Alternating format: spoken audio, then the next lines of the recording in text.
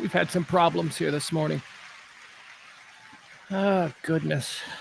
All right, if you're in the chat room, just make yourself known because I'm very insecure about these moments. It's a little bit later show. I apologize. And what is the show? You're probably asking yourself. It's the Rant. Hi, welcome. I am Pugs Moran. I do this every day, Monday through Friday. I do talk radio the way I think it ought to sound. That is talk radio without being unnecessarily filtered through an obvious partisan agenda. I don't like politics, but I'll talk about politics. I promise you that. I don't like parties. I mean, I like parties. Don't get me wrong. Jeez. I just, that's the kind of show we do. We do a right down the middle. We're not even right down the middle because right down the middle assumes that we're namby-pamby on things. No, we're passionate about shit around here. We're just not weird about it. How's that? All right. We do this show every day, Monday through Friday, usually at noon. Today we had some plumbing issues. So we were a little bit late, had to have some... it's some men over. Had to have some men over, and they worked on pipes. And so the show's a little bit late today. But don't worry, I still put together a full show, so it's not going to affect the bottom line. Let's say hi to some of our friends in the chat room early. Who's the first? All right, I'll do it this way. Welcome to Peter. That's not loud enough. Welcome to Peter. That's still not loud enough. Welcome to Peter. Welcome to Frankie B. Welcome to Barney. Welcome to Cliff. Welcome to April. Welcome to Toronto. Welcome to Al. Hold on, keep going. See, this is where I run out of names. I got to go all the way back to the beginning. Oh, so let me explain. We got a lot of stuff going on. Oh, God, the world is just bursting at the seams today. So happy that you allow me to be the guy to completely misinform you on the most important topics of our time. Here's how it works. The show plays out in 4 segments. It's all a stream of consciousness. It's just me ranting. This is just how my day is going, and I'm just filtering all the shit that I put together this morning because that's what I do. I go through the newspapers. I don't go through newspapers. That's a fucking lie. Who's this guy? Who's this guy lying about going through newspapers? I go to news sites. I look at news sites. I watch morning shows, and I compile a show for you that we break down into 4 categories, 4 quarters, 4 segments. First one is antecedently on this day. That's this day in history. It's just antecedently is a fancy way of saying this day in history. Quarter 2, that's birthdays. People were born on this day, notable quotables, celebrities, if you will. We decide if they're cool or not. 3 is deads. These are the people who have passed away on this day, and we like to turn over a few stones, kind of, look into their life, and then either elevate them to heaven or banish them to hell. Those are the first 3 quarters. All of these quarters have to do with today. All of these quarters have to do with this particular moment in time. Quarter 4 is the actual headlines, hot topics, current events, things that we're all buzzing about. Quarter 4. The show takes about 2 hours. I know it started a little bit late today, so we'll go a little bit late. We won't go past 4:30, though. 4:30, it's Wednesday, so that means I'll be on with James Parker on WBAP here in Dallas, 93.3. Doing my entertainment report. Will there be a story featured on WBAP this afternoon that you may hear first here this afternoon? I would bet so. I'm not going to do 2 jobs. I'm not going to do a special. No. Anyway, it's already an ugly day. Actually, and I don't mean the weather. We do the show here from North Texas, the beautiful Kelly Moore Studios, the Kelly Moore Memorial Studios here at the E-Gallery in the fabulous Dallas Design District. It's not just because it's raining. It's raining and sludgy, and it's cold for Texas in September. It's like 80. So, it's cold. But it's rainy, and that's not reason. That's awesome. There was another school shooting today. It's going on right now. They're in Georgia. Oh, God. You guys. So we're going to get into that. Here's See, I feel like it's a bit disingenuous for me to start the show and just do it the way we normally do the show, which is, I'll tell you who the executive producer is. I'll tell you how you can keep the show going. I can do all that stuff. But on a day like today, where I've spent the last hour just, as a parent of a kid who goes to an American high school, just watching this, not the last hour, I should say. It started about 11 o'clock this morning, Central Time, is when I think I first started watching. April, our well-noted executive producer, time to time executive producer of this show, April, she alerted me on Twitter. Usually for a school shooting or something like that, I get that stupid thing, the alert on my phone. I didn't get one here, and it was April. It was April and Steve Lookner who let me know that it was happening again. What do we know? 4 dead. We got 4 dead. Shooters in custody. This is at Appalachian. Oh boy, see, this is where you need to not be a fucking lazy ass, right? Appalachian High School. Is that what it's called? Appalachian High School in Barrow County, and I believe the town is Widmer, Georgia. It says here 4 are dead, 30 others are injured. Mass shooting. Suspects in police custody. More. You know what? Here, let's do this. We'll check in now. Instead of just getting the show started, let's just check in. Here's what I've been watching. I've been watching local Georgia news. And, in these kinds of situations, I like to go all the local news. They'll be there first. They'll give you the most, straight stuff. You could sit around and watch Fox News or whatever, but I like the local stuff. So that was a live interview that you were listening to with Camille. She says that the gunman came to her door. They did not let that gunman in. She describes hearing 4 to 5 shots. Outside of that, the magnitude of what you just listened to. She is 15, 16 years old, inside, knew that person, said he was the classmate, saw the gun, heard the gunshots, did not let them inside of that particular classroom. Imagine these people first thing in the morning, they are huddled up. I'm just getting chills just re-describing what you heard just there. And then they heard to go to a classroom next door where they heard even more gunshots, and then coming to find out all of this tragedy that happened here. So there's still a lot of activity and a lot of emotions. Again, this is someone who is young. This is our next generation, and this is something that they are dealing with. Christine, Tom, tossing it back to you guys right now. Wow, some graphic accounts. Eric, as we get new information, thank you so much. We have breaking news to report right now from the GBI. Yeah, they are reporting now that 4 people are dead. 9 others are hospitalized. This is coming from the Georgia Bureau of Investigation, confirming what we were hearing earlier. We were reporting casualties were reported by the sheriff's office. The GBI now confirming 4 total are dead and 9 are hospitalized. So this story takes a brand new and very tragic turn right now. Okay, so on that one, we'll go back. We'll check in on that later. The reason that they were being so cautious, you might have noted before we even went to them, I told you that we knew there were 4 dead. And then we watched them, and they're acting like this is breaking news. It's because they're good. They're good journalists. They're local journalists, and they were waiting to get the official word from GBI. The number of 4 had been reported widely, other people. So that they weren't. It's not that they were slow. It's that they were just, they went with the official from GBI. That's the Georgia Bureau of Investigation. So 4 dead. They said 9. Did they use the word grievously injured, or did I read that somewhere else where I was? As many as 30 total were shot. Again, early goings here, so it's all some interesting things are said about what this is about and all of that. But we're hearing that it sounds like teachers were targeted initially. The first 2 victims that I saw that were being widely talked about were called teachers. So I don't know what that has anything to do with. But another. By the way, April has it right. Appalachian High School in Winder, Georgia. So that's how we start today's rant. Oh man, I try to think like this. I try to think, is this something special? Is this something unique that our generation of parent is dealing with? And by unique, it is specifically unique. I mean, I don't think that my parents worried at all that, someone would start shooting people in the lunchroom at my high school. I don't think that was a fear back then.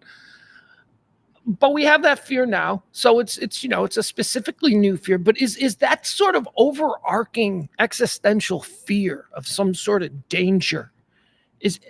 Was there something else? I mean, I know that as a kid, and I always say this to my son talks about is like, mass shooter drills and stuff that they have to do. My son is 15 years old.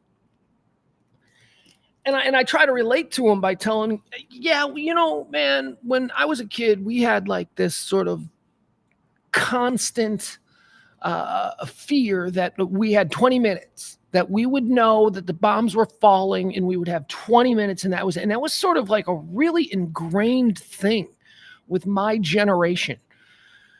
And I think that by the time I started remembering school, public schools had abandoned the idea of doing the stop and drop drills for nuclear annihilation.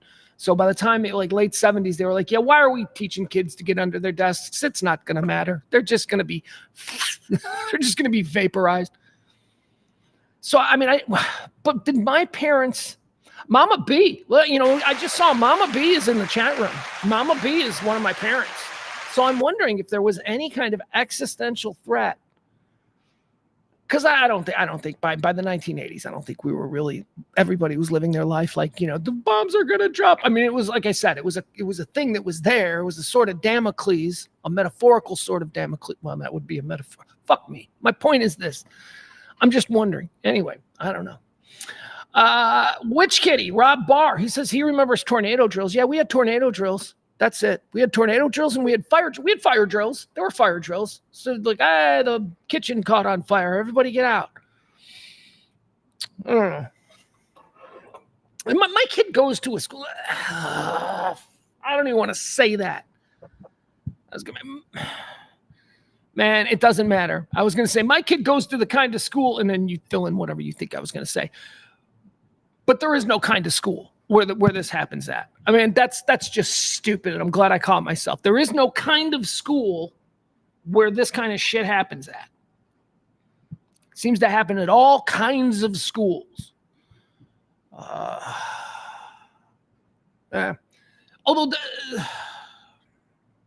I'm just ranting here, guys, because this is just one of those issues that we haven't had in a while, thankfully. Knock on imitation wood. Mama B says, worried only about serial killers like Gacy. All right, that was an 80s mom thing. Okay. All right. That's true. Well, Mama B raised a family in the shadows of Gacy, so that would be real. That would be a real fear. He was actually, out there while she was a mom. Let's see here. How do we move on? I'll tell you how we move on. We talk about how it's Pledge Week. That's right. Oh my God, I'm so crass. I am so crass. It is Pledge Week. This show, this kind of talk radio every day now. 3 years we've been doing this. It runs month to month on your tips, your gratuities. I like to say, think of me as your bartender or whatever. This month we've got a pretty low bar. The bar is pretty low. Most months we get into this Pledge Week part and it's like, we need like $300-400. We don't. I think we're only at like 220 or something for the whole month. And that's pretty good. I don't know how we got that. Well, I do. I said yesterday, I picked up a couple of side jobs, which unfortunately I lost one of them last night. Oh, still doesn't really change the metric all that much. So if you want to drop a little something, please do. The Venmo and the Cash App, we'll leave that up. We'll keep a running tally of it for the next 3 shows and see how close we get. Today's show, though, I do want to thank Cliff. Thank you, Cliff. Big tipper yesterday. Big tipper of the day. They, of course, get to be, I was going to say, vice president of the show. It's not vice president. That's not a title. That's not a thing. They get to be the executive producer. So thank you so much, Cliff. I appreciate you. Cliff and Terry got us off and running yesterday. First 2 tips of Pledge Week. I should probably add no disrespect. I should also include Leslie. I should. It was over the weekend. She made my weekend sing. All right, appreciate you. So we're going to leave that up there. If you yourself are so compelled that you want to take over the job as executive producer and be the big exec of the day, just drop a little something today. There you go. That's all you need to do. I'll leave that up. All right, here's what we're going to do now. Let's just move into the show, okay? Let's do that. We'll check back in. Trust me, we'll check back in with the situation that's going on in Georgia. Again, there has been a school shooting at Appalachia High School. This is in Widmer. It's Widmer, right? Widmer, Georgia, Barrow County. This is all swimming in my head right now. Here's what we know. We know that this according to the Georgia Bureau of Investigations, 4 people have died. There are 9 more that are currently in the hospital. What condition? I'm not entirely sure. Like I said, I heard grave condition, whatever. There are 9 people, I believe, that are in the hospital. They're not doing great. Well, Jesus, that was an accident. That was nuts. That was not on purpose. Oh, all right, so there you go. We're going to move on from that, and we'll talk about it again in a little bit once we have a little bit more details. We'll check back in with the Georgia news. That's Fox 5 in Atlanta. You may have noticed I'm drinking Gatorade. I know what you're thinking. You're like, Pugs, but you're a Powerade man. I know. But Powerade's not on sale anymore, and I ran out of my stash. So I went with what was available here at the E-Gallery studio, and it's ice cold Gatorade. And you know what? I'm not complaining. It's fine. Thank you. And Code Mix, I can't find it anymore. That Code Mix stuff. They used to have it at the 7-Eleven where I went. It's not there no more. I'm all kinds of confused. Christina says back in 1927, this farmer got pissed that his property taxes went up to build the school, and he blew it up while school was going on. Yeah. That doesn't surprise me. There was all kinds of individual, just awful things that happened before we had like breaking news and like, instant, dissemination of these stories. Not everything made the news back then. That sounds like I think the great example of that is is it the Greenville, the Greenville massacre in Tulsa, the Tulsa race riots and Tulsa massacre. I mean, that was like a 9/11 type situation. That was like not the 9/11. I guess that was much bigger, but you know what I'm saying? That was like a really big deal. That Ferguson, let's like bad, like worse than Ferguson. We didn't hear anything about that. Let's see here. Peter says they ran out of bat guano for the Code Mix drink. Yeah, probably. I don't know if that's what was in there. That's what you say was in there. I don't know, my man. I don't know.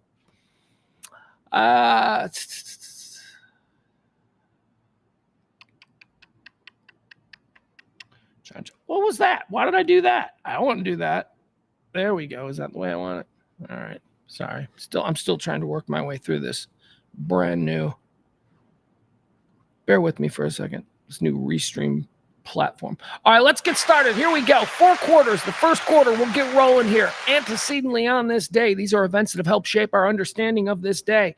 I didn't tell you that today is the 248th day of the year, and there are 118 more of them remaining. There you go. All right, antecedently on this day. How's my throat, you might be wondering? Not good. It's like the same. It's got me all kinds of screwed up. So bear with me. I'm gonna muscle my way through this. I've been experiencing some sore throat symptoms since the weekend, and it's not bad enough to get me to like go to a doctor or anything, but it's like just enough to be irritating and make it hurt a little bit when I start, But so let's try not to like that was unnecessary. All right. On this day antecedently in the year 1888, George Eastman registers the trademark for class. Kodak is correct. Kodak, born on this day, the first camera. What kind of camera was it? Was it one of those like, and the thing explodes, and those are cool. What was the point of that? I don't even know what those like how is that kind of camera related to like a digital camera today? There's got to be a lot of steps in between. On this day, 1888, George Eastman registers his trademark for Kodak. On this day, antecedently in the year 1950, Darlington Raceway is the site of the inaugural Southern 500. Yeah! The first big 500-mile NASCAR race. On this day in 1950. On this day in 1957, the American Civil Rights Movement, the Little Rock crisis, the governor of Arkansas calls out the National Guard to prevent African-American students from enrolling in Little Rock Central High School. This resulted in the Cooper versus Aaron suit the following year. Grown-ass men, our grandparents in some cases, our great-grandparents. Grown-ass men called the National Guard to stop a bunch of students from being able to get an education simply because they was coloreds. Antecedently on this day in 1972, The Price is Right premieres on CBS. It's currently the longest-running game show in television history. Can I be a Price is Right truther? Price is Right fucking sucks. That's a dumb game show. That game show is stupid. That's a game show for dumb people. You're not supposed to even pay attention to it. It's not Jeopardy. Jeopardy's a game show for smart people. It's actually like questions that you got to think about. Price is Right. Well, they're carnival games. It's just like, that's all. Anyway, I never really loved Price is Right. Drew Carey's looking weird though, isn't he? That's fun. Sometimes when you tune into Price is Right now, you see this like Sasquatch looking dude in a suit and you're like, who is that? And then you're like, oh my God, it's Drew Carey. There you go. That's my Price is Right rant. Antecedently on this day in 1988, Google is founded by Larry Page and Sergey Brin, two students at Stanford University. Google. Life before Google. Jeez, man. Want to know why I'm so cynical? And I'm really not, actually. I'm actually not that cynical. But here's why. Here's a reason why I should be more cynical. I grew up in a world that seemed to run perfectly well without Google. It's not just Google. I grew up in a world that ran perfectly well without Google, without Amazon, without Twitter. And trust me, I'm not getting all get off my lawn because I use all of those things. I have no problem with any of those things. I don't know what I'm saying. Anyway, on this day, there you go. It's just, we'll be fine. We'll be fine is my point. We can go back. It's like we are the one generation, people of my generation. We are the one generation that actually, I don't even know that many millennials, some, let's say half the millennials.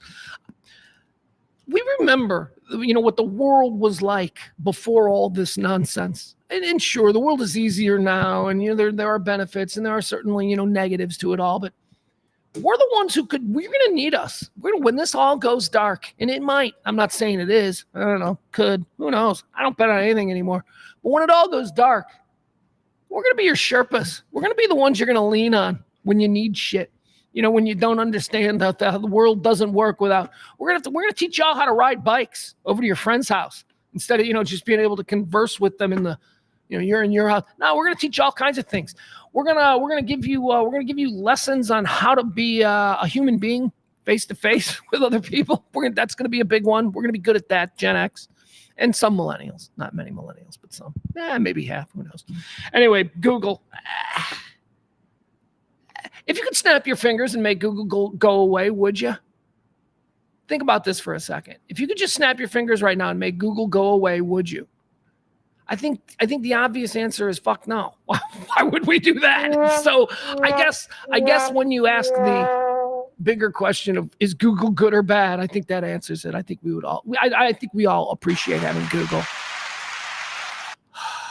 There used to be a thing. My friends and I used to argue all the time about stupid shit. Honestly, I wish podcasting was a thing back then because we were doing like some dumb stuff. Do you guys remember the Midnight Library? Do you remember what the Midnight Library? We used to fucking bang the Midnight Library all the time. The Midnight Library was a phone number, and I think it was like a bunch of college students.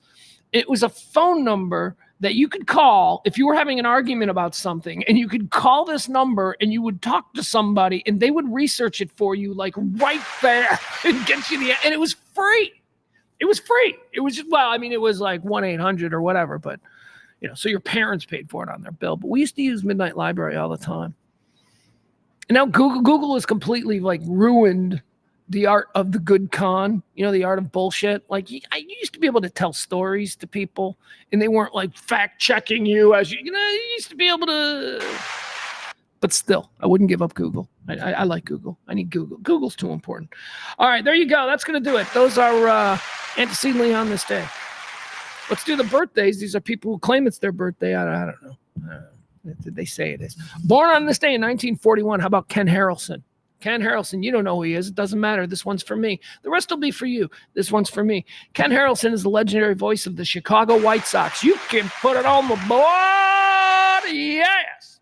Love the Hawk. Love him. My childhood. He was even GM of my team. He was in the booth calling games, being all critical, and the owner went, "Oh, you think you can do it?" And Hawk went, "I sure do." And so they made Hawk the general manager of the team, and he sucked. The team went into the toilet with all these Hawk decisions that were made. So they put him back in the booth, where he stayed for like another 30 years. The Hawk, born on this day in 1941. Love that guy. He's a son of a bitch, too. Don't get me wrong. He's a son of a bitch. He ain't one of these namby-pamby, old-time fucking baseball guys like Vin Scully, who can behave themselves at a steakhouse. No, Hawk is a dick. Hawk will fuck you up. Just saying. Ken Harrelson, happy birthday. Born on this day in 1956, Blackie Lawless. Can I hear it from the Wasp section? Any wasp?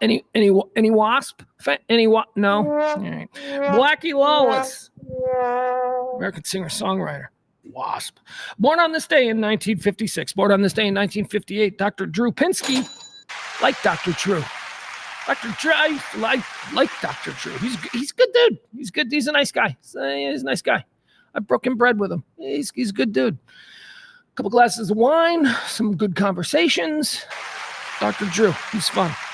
Born on this day in 1958. Born on this day in 1960. Should we do it? All right, why not? Let's do it. Born on this day in 1960, Damon Wayans. Damon Wayans of the Wayans comedy family. Wayans family draft. All right.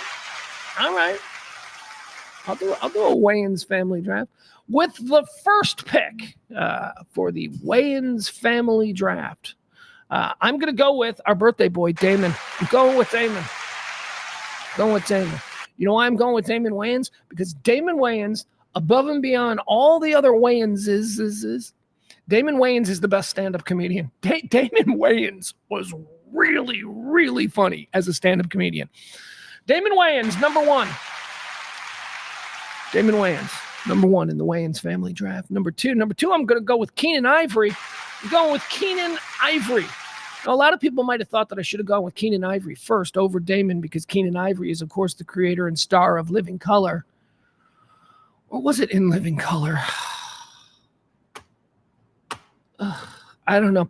But no, I'm going with Damon 1 and Keenan Ivory 2. All right, number 3, some combination of Sean or Marlon. Number 4, some combination of Sean or Marlon. I don't know. Well, I make no distinction. Number 5, we're going to go with Wayans Jennings. No, I don't know. Who's another 5? There's a girl, right? Isn't there a girl? Let's say there is. And we'll go with the female Wayans. There you go. That concludes our Wayans draft on this, the birthday of Damon Wayans, born on this day in 1960. Born on this day in 1970. I feel kind of like pervy even bringing this up. And maybe pervy isn't really the word, but this birthday girl was like somebody who, like, I remember seeing when I was like 15 or 16. She was in this movie called The Rachel Papers. And it was, the Rachel Papers were one of these movies that were, one of the 15 that HBO got a hold of back in 1985, and they ran them into the ground. So they were always on. And they're a movie that I should not be familiar with. But I've got a lot of my favorite movies fall into this category of shit I saw on HBO on the 80s and never should have seen. Anyway, this particular movie, Rachel Papers, was really good, and it starred this girl, and then all of a sudden I started seeing her in other stupid movies, and they were all English movies, and what was interesting to me about her in these English movies was that she was American.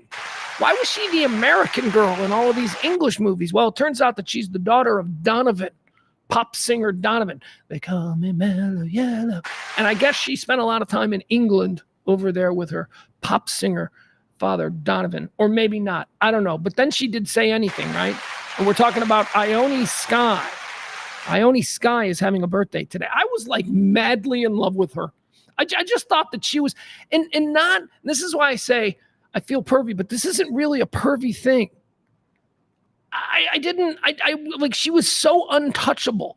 She just seemed like the perfect like chick in 1985. There she is. That's her now. She still looks okay. Big Ione Sky. Here, let's scroll through some of these pictures. Let's see if we can find some pictures of what I was like. Oh, she was like angelic almost. Definitely got some Liv Tyler and Jennifer Connelly vibes going on there. I think she's probably a clone from that same line.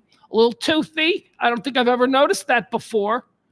But look at her. She's got to be like mid-40s Ione Sky here. She looks good. She looks good. She looks good. She looks good. Come on, show me when she was young. There we go. Booyah. Look at that. God, I used to imagine. You know what that must smell like? Stop it. I mean, like, perfume and clean and flowers and her hair. But she smells good. Get your mind out of the gutter. I don't even go there. She's the kind of girl you just want to make pancakes for.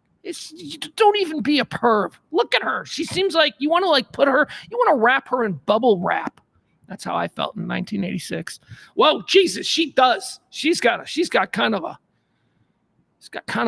John Elway thing going on there. You know what I mean? I've never noticed before. There she is. Look at her, gorgeous. Happy birthday, Ione Sky. All right. There she is, Ione Sky. 80s hot girl. 80s hot girl. All right, who else do we have having a birthday here? Oh, my goodness. Born on Stop the Presses. I can't believe we're not just doing an entire show dedicated to this megastar. No, it ain't. No, it ain't Taylor Swift's birthday. It's the other one's, Bianchi's. Born on this day in 1981, Bianchi was born. Am I saying that right? Bianchi was born on this day in 1981. What is Beyonce? Doesn't look like it's spelt like Bianchi. All right. Beyonce. What do I have to say about Beyonce? That's a podcast. There you go. A new Beyonce-themed podcast called Beyonce, spelled S. There you go. I just need somebody to host it. These are the kinds of brilliant things coming from Radio Misfits Dallas. I got nothing. What can I say about Beyonce? She's a chick. She's a singer. She's super talented. She's super wealthy. She's married to Jay-Z. She's got a sister who like really resents that Beyonce is Beyonce. She's the black Taylor Swift. Or is Taylor Swift the white Beyonce? I don't know. That's the chicken or the egg conversation for this generation. Moving on, Beyonce, born on this day in 1981. Born on this day in 1982, Whitney Cummings, comedian. She's a little much. That's she's a little bit all the time. She's just, funny. She is funny. She's good, very confident. See, I'm not one of these dudes who think women can't be funny. That's like the lamest thing.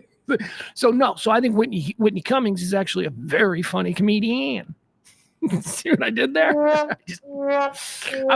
was being like not misogynistic, and then I kind of dipped a toe in the misogyny by referring to her as a comedian. She's a comedian. She's not a comedian. No, she's a comic. Whitney Cummings is very good. I like of the modern comics. I like Whitney Cummings. Modern comics of the current females who are out there at the top level, the A-list, headline level female comics. I love Eliza Schlesinger. She's a good Dallas girl, although you wouldn't know it. She seems like she was like raised at Vassar, but whatever. She's from Highland Park, I think. Eliza Schlesinger, she's hysterical. Whitney Cummings is hysterical. There's another girl. Who's the Chinese chick? What if she's not Chinese? Then I guess I just said something racist. She's funny. Ali Wong. That's it. She's funny. I still like her, even if I may or may not be racist by referring to her as the Chinese chick. Who else? Who else do I like? Female comics. Nate Bargatze. She's funny. Anyway, moving on. Let's see here. Whitney Cummings, born on this day in 1982. Born on this day in 1984. How about Kyle Mooney? Kyle Mooney! Mooney!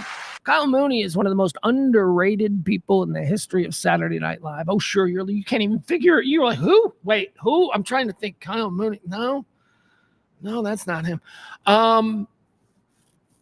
Kyle Mooney did, like, I don't know, 5 years, and it was always like he was never the star of any sketches. I don't think he has any characters that were necessarily recurring to the point that you would know him from it.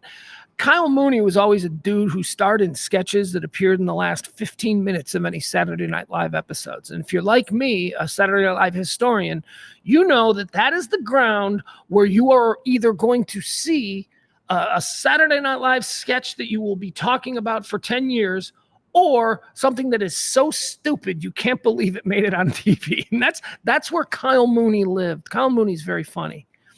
He's very funny. Anyway, Kyle Mooney left Saturday Night Live, and he started being a creator, and he's a producer, and he's a writer. He's got a new movie. I want to watch this with you because I'm very excited about this movie coming out for 2 reasons. One, I'm a big Kyle Mooney fan, and I think his comedic sensibility is just unbelievable. But 2, I'm also a fan of this genre of film. What is the genre of film? It's the high school party film. I love the high school party genre of film, going all the way back to, my formative years when we had things like Risky Business and 16 Candles, and trying to think, was there, Breakfast Club didn't have a party. Yeah, Pretty in Pink had a party. Anyway, it's sort of a foundational subgenre for me and my Gen X friends. So look, Superbad, right? American Pie. It's not just my generation. This is a subgenre. So this new one being produced by A24, directed and written by Kyle Mooney, it's called Y2K. Are you guys familiar with this at all? Y2K, it's not even being released. It got great reviews at the two. I think it went to the Venice Film Festival and something else. But it's Kyle Mooney, the birthday boy today. It's called Y2K, and it is a high school party set on New Year's Eve, 1999. Okay, so it's set 24 years in the past. These are high school kids, and they're throwing a high school party on Y2K night.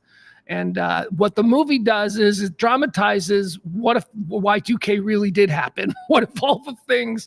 So let's watch this. This is the new movie. This is Kyle Mooney's new movie. It's his birthday. I'm very excited about this film. It looks very funny because, one, I know that he's got the pedigree. He's very funny. And 2, I don't know. I'm kind of a goof for this whole Y2K thing. Boy, old sticky. Fire. Any lucky lady gonna get the midnight kiss? Just talk to her, dude. What's up, Laura? We're actually going to this New Year's thing. It's gonna be a total shit show. Oh. See ya. It's 1999, and we getting drunk. In a few hours, you have an excuse to kiss the girl of your dreams. Open up. Take us away. So smooth.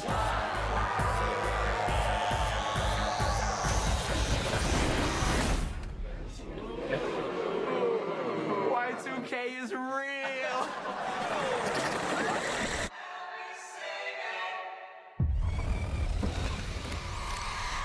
Someone's on the net. Dumbass. I use gel.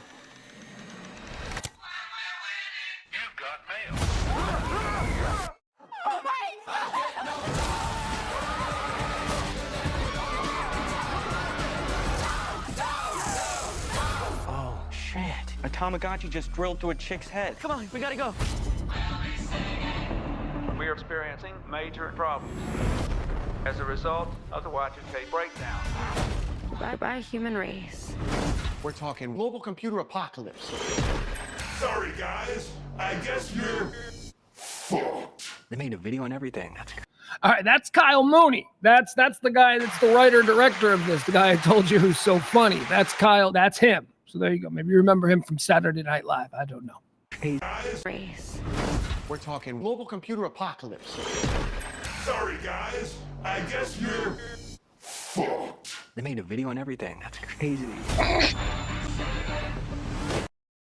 You don't know how this works. Grab a bike, grab a board, grab whatever you can. This has been the shittiest night of my life. Fuck this! but it's cool that we got to hang out for once. Oh, let go!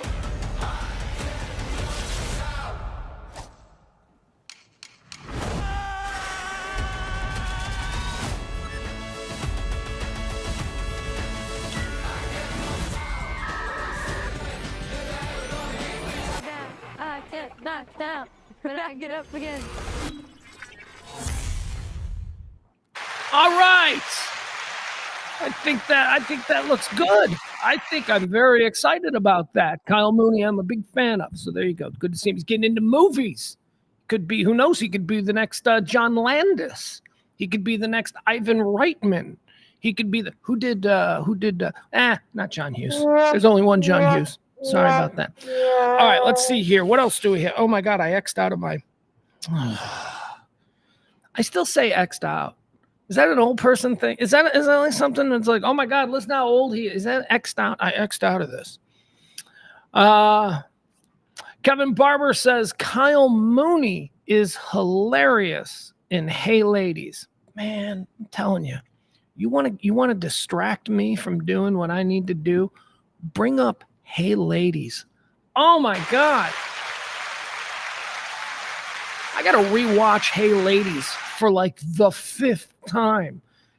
Thank you for referencing that. Yeah, Kyle Mooney, very funny. And Hey Ladies is he plays an assistant, a smug, really funny assistant. Anyway, Hey Ladies is a show that aired on HBO for, I don't know, maybe a season or two. No, but nobody watched it. And I'm like, wow. I don't know anybody who watches this, the funniest show on TV. It was hysterical. Anyway, Hey Ladies is about a single guy who's got a little bit of money and he lives in LA and he's just so desperate to fall in love and he just goes on a bunch of really bad dates and he has absolutely no game. And Hey Ladies is kind of, that's the name of the movie for the show. It's so funny. It stars Stephen Merchant. I don't know if you know who Stephen Merchant is, but he is one of the funniest humans alive. And Kyle Mooney, our birthday boy. He plays Stephen Merchant's smarmy and very funny assistant, probably named Kyle. All right, there you go. That's going to do it. That's all the birthdays that we have for today. Those are the birthdays. Let's do the deads, huh? Let's talk about people who died on this day and whether we think they went to heaven or went to hell. First and foremost, dead on this day in 1993. How about, and I'm going to pronounce it correctly, Hervé Villechaize. Hervé Villechaize. That's the French pronunciation. Hervé Villechaize. Villechaize. It's probably more poetic and romantic than that. It's probably Hervé Villechaize, something like that. But whatever. And the tattoo from Fantasy Island. The plan, it was the plan. That's fucking spot on. Not many of you remember that, but that was fucking spot on. Play it back, because I ain't doing it again. Not for free. All right. Hervé Villechaize, French-American actor. He was I almost said the M word. God, I wish we could say the M word. That's such a fun word. I mean, I know, I guess people get hurt by it, but not many. Thankfully, due to medical science and better nutrition and prenatal vitamins. So, he's a dwarf? I don't know. He's a little person. He was awesome. And here's kind of what Hervé Villechaize was. He was a madman. Boy, they made the wrong dude a television celebrity in the freeform 1970s. That dude went for it. Partying, chicks, drugs. He went for it. Hervé Villechaize. How'd he die? See how Hervé Villechaize died. Man, is it something like small person related? Like small person, like I just watched. I told you, I don't know what was it on. I don't know what it's on. I think it might be on Peacock. Yeah, probably, because Peacock is NBC, and I could see NBC trying to wring the Gary Coleman cash rag one more time. So I just watched the Gary Coleman documentary on Peacock, and that was he died. He didn't die from small people disease, but his whole life was just awful. It's terrible. Like he had no kidneys, and that's why he was a small person. I'm not saying he and Hervé look. I don't discriminate about why somebody is under 4 feet 5 inches tall. You're a small person. And Gary Coleman was that too. But he had it. He was a small person because kidney related things when he was a little kid. I think Hervé was born just a small person. Let's see here. Maybe it'll tell us. Why am I so interested in Hervé? I am interested in how he died. I hope he died a rock star's death. I hope Hervé Villechaize died a 1970s swinger death. Let's see here. In the mid-1970s, Villechaize met actress Susan Tyrrell. Hold on, let me get a look at her. Let me see what she looked like. Susan Tyrrell. Nah, she, whatever. I mean, look, good for Hervé Villechaize, I guess. But for like a major, like a normal, like a 6-foot TV star, they could do better. Susan Tyrrell, let's see here. They shared a home in Laurel Canyon. Villechaize married twice. He married his first wife, artist Anne Sadowski, in 1970. Can I tell you something weird someone told me once? This is like around the time when these two were very famous people. So forgive me if you're not of this generation and you don't know who either of these two people are.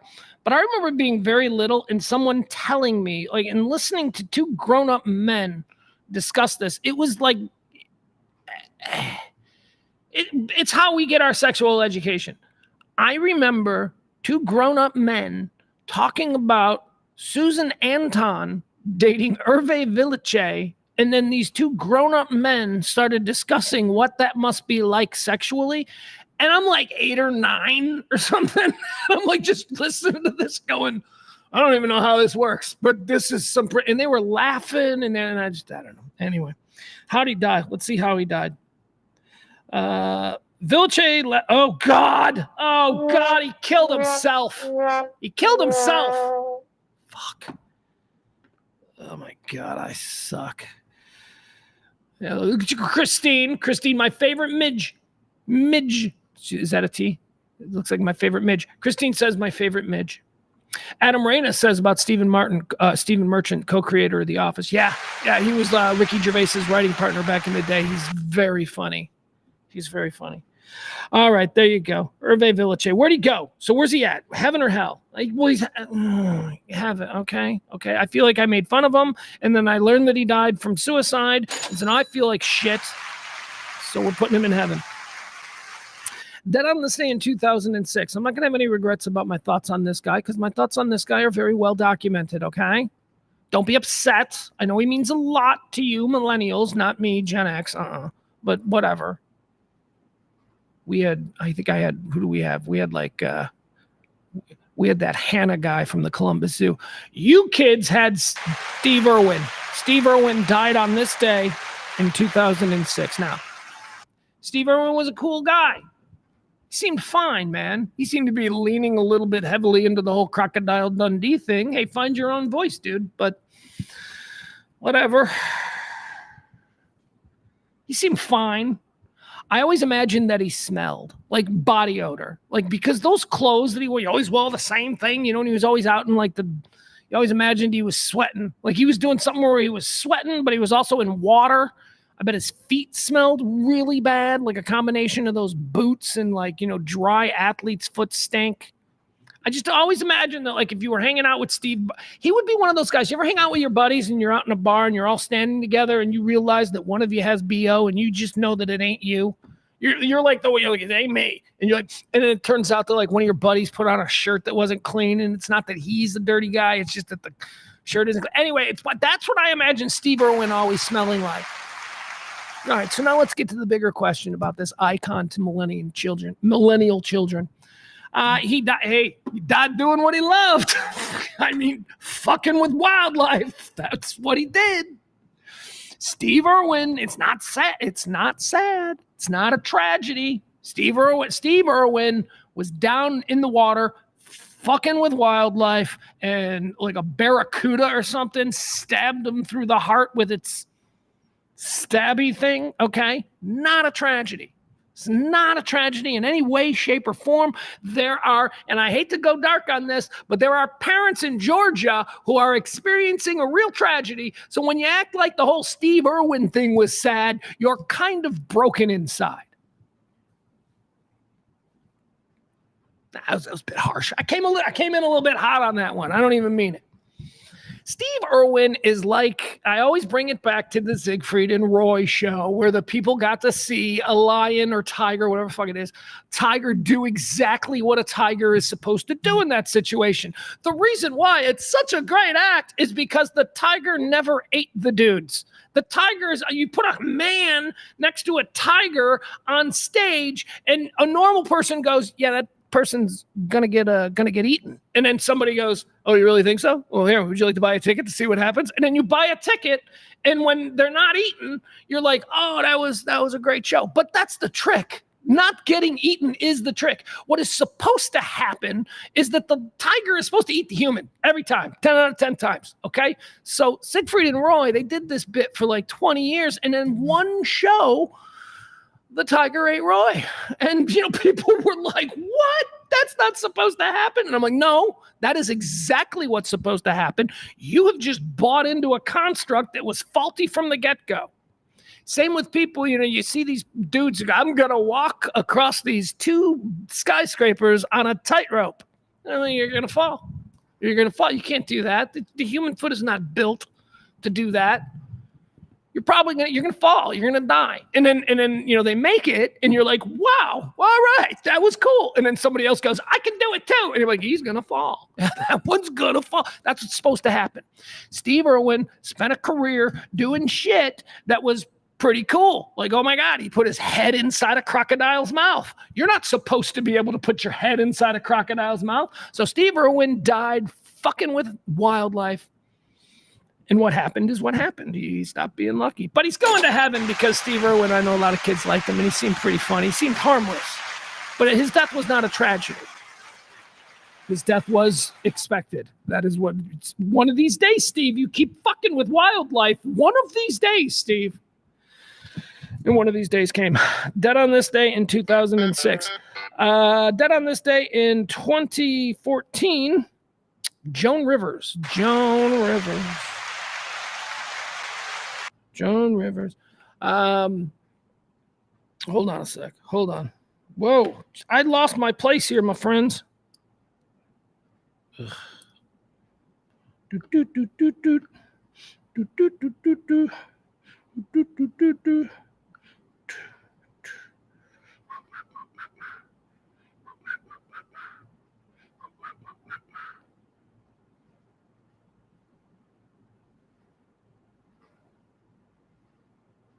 Oh man! I'm sorry. I got a text. I got a text from McKenna, Kelly's daughter, that she's got an old piece of equipment from Kelly's studio. Oh man! Well, that was a nice sorbet. Okay. Whew. Let's see here. Joan Rivers. Okay, Joan Rivers. What do we know about Joan Rivers? Well, I know a lot about Joan Rivers, although probably none of it is true. I know a lot about the myth of Joan Rivers and a lot about the stories that surround Joan Rivers. So let's just get it straight here. If we're talking about is she in heaven or hell, the answer is Joan Rivers is absolutely in hell. Joan Rivers was a barracuda of a woman who just, she was tough. She was tough, and she became who she was in a time when not a lot of women were doing that and achieving those kinds of things. So she was tough. Does that make her a bad person? No. I think I can tell you that. Well, let me just put it to you this way. There are a lot of stories. There are a lot of stories surrounding the mythology of Joan Rivers, and none of them have actually ever been stamped with Joan Rivers' family seal of approval. This is actually about Joan Rivers. But a good example of that is The Marvelous Mrs. Maisel. The Marvelous Mrs. Maisel, which is on Prime, which is such a good series. It is such an interesting series about the early days of comedy in New York. Mrs. Maisel is a housewife who tries her hand at 1950s, 1960s stand-up comedy in New York, and it tracks her career. It's based on Joan Rivers.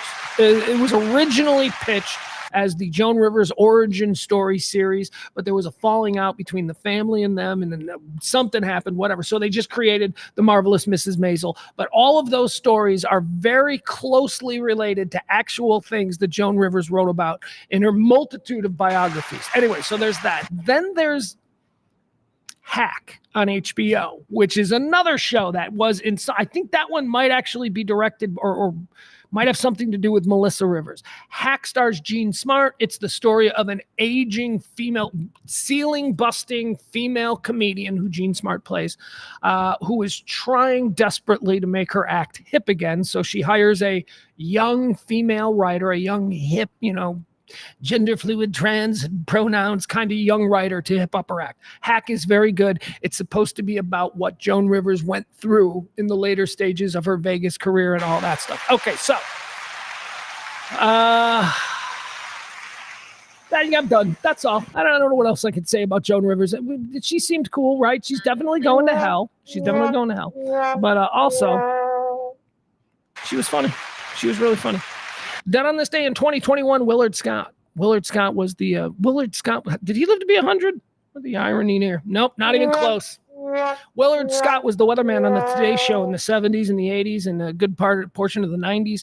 Willard Scott was the guy who would always put like some 100-year-old raisin face on TV, and he'd be like, "Look at her, isn't she gorgeous? Oh my God, I can feel it move." He was like, "Look at her, she's beautiful. I'm hot for her." Willard Scott was also the original Ronald McDonald. Did you know that? Yeah, maybe. Anyway, Ronald McDonald, Willard Scott, the original Ronald McDonald. Where is he? Heaven or hell? I don't know anything about Willard Scott, but I'm putting him in hell. Because again, I don't know, he came up in an era where, I'm just saying, I think he did some things. All right, dead on this day in 2021, Willard Scott. Dead on this day in 2023.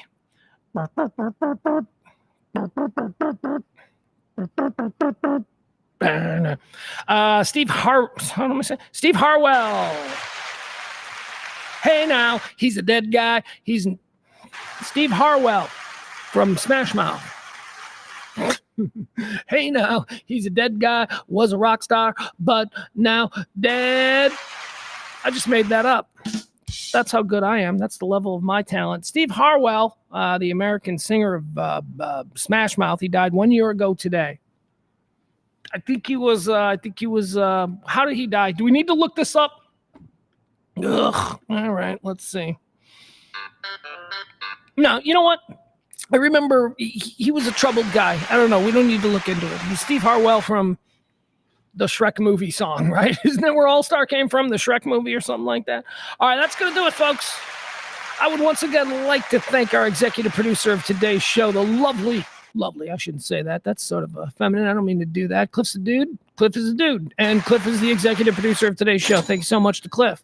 Cliff dropped a little something yesterday. He helped this show going with a tip, and that's how we've been doing it these past 3 years. You folks drop a little something, and we keep going for another month. If you're so inclined as to want to support this kind of talk radio, a free form stream of consciousness rant on the day's events, current and popular, we'll keep doing it as long as you want it. So drop a little something there, Venmo or Cash App. Thank you so much. All right, now let's get into the actual stories of today. This is we're going to check back in with the Georgia school shooting. That's how we opened up today. Let's see where we are here. We check out Fox 4 Atlanta. Do we still have a live stream? Yep. Okay, let's just check in. There's been a school shooting earlier this morning in Georgia, Appalachia High School in Barrow County in Widmer, Georgia. 4 dead. The Georgia Bureau of Investigation says 4 dead, 9 hospitalized. I'm not entirely sure how serious they are. I think they're serious. I think the 9 that are hospitalized are pretty serious. So let's check in now. This is Fox 5 in Atlanta. Fox 5 in Atlanta. They've been covering it all morning. I've been checking in on them. Here we go. This account right here. Oh, so I just heard gunshots like going off. I had my AirPods on full blast. I was blasting Ken Carson, and I heard like gunshots go off, and I was like, oh crap. My friend like pushed me to the ground. I thought it was fake until I heard like more gunshots and screaming. I was like, oh, and then yeah, they pushed me out to the side, and they came in there told us to get our hands up. So we like got out, and we were walking out, and then we walked past, and like there was a room, and then there was a body, and there was like the gun laying on the ground with like the bullets and the blood. And another thing that I've heard from 2 students in the past half hour was that when they were exiting, they are telling me that they saw an AK on the floor in the hallway near one of the bodies. Of course, we have heard that 4 tragically lost their lives today, 9 taken to various hospitals. But as they made their way outside of the school to safety towards the back part of campus, I am told that 2 of them have relayed to me that there was an AK on the floor. Now, I did reach out to the sheriff's office about this. I was just told that as of right now, of course, with the magnitude of information that they are sorting through and through all their accounts from witnesses, right now they can't confirm that that weapon was used, but also can't rule that out. My source tells me that they are going to look into it, but again, as of right now, they can't confirm or deny whether that AK was on the floor, as 2 students have relayed to me. But again, a lot of these kids that are coming out of the school really just describing the terror of seeing a teacher's body on the floor, multiple people who were killed. This has just been, as you can imagine, a tremendous undertaking for these kids to kind of process. We've been seeing, though, a lot of that family unifications, and the parents have just been experiencing a lot of relief just knowing that they are the lucky ones, being able to take their kids home and have them around the table for supper tonight. So we are seeing just a lot of thankfulness for those who are able to hold their kids tonight. And again, just a lot of sympathy and prayers are going out to the victims and all of their loved ones after this school shooting. Tom, just so shocking and so unnerving for that whole community. As we're going to look with you at live pictures from Skyfox 5 over the scene. It was a no-fly zone for a while, but they're apparently permitting us. All right.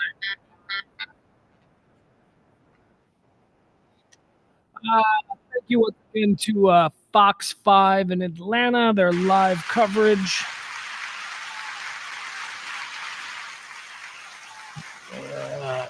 Oh, that button's stuck. You people are too kind. This has happened before.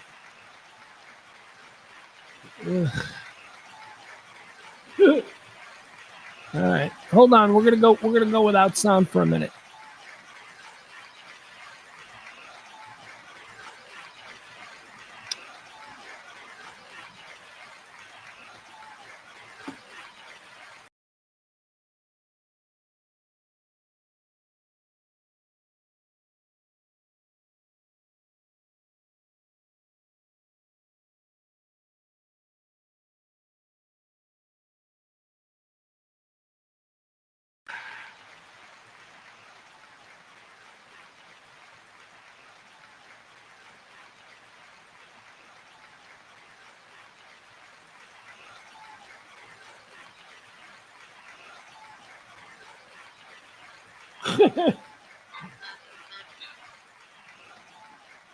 Hold on.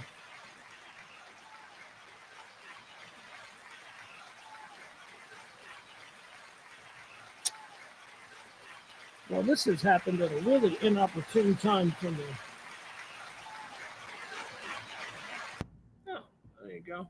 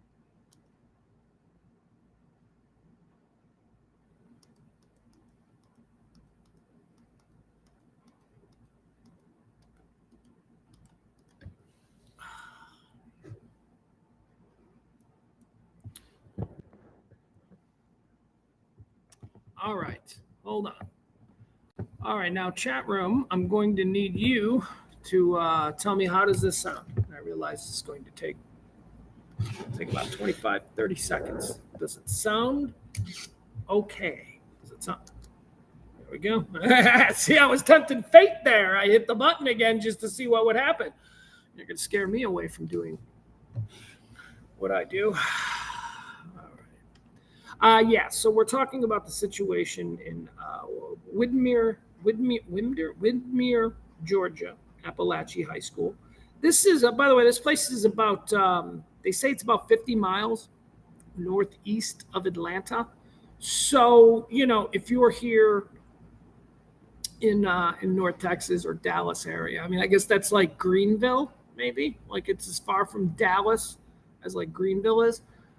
So, you know, it's there. It's closer to Athens, I guess, is what they've been saying. School shooting at a high school. We've got 4 dead. We've got 9 hospitalized. There are all kinds of numbers about the total number of people who were shot and injured and all that kind of stuff. I don't know. But whatever. The official GBI numbers are 4 dead, 9 hospitalized. The first earliest reports of the injured were describing them as teachers. Sounds like, so at least we know that there are a couple of teachers. We don't know anything else other than the shooter has been taken alive. The shooter is not dead. The shooter is in custody. And that's basically all we know. There's a little echo. What do you mean? It's okay. See, like Barney, I can't do nuance in this moment.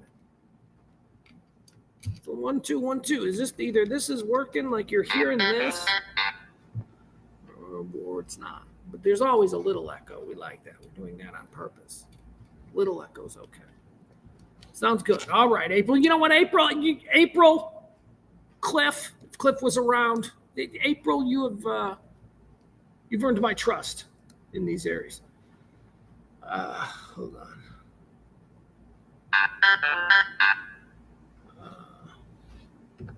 I'm just very popular at the moment, folks. I am sorry. My phone is going nuts. I'm distracted. I've got a machine that is breaking down. We're talking about a school shooting. All right, I guess I just gotta break my phone all the way down. Okay.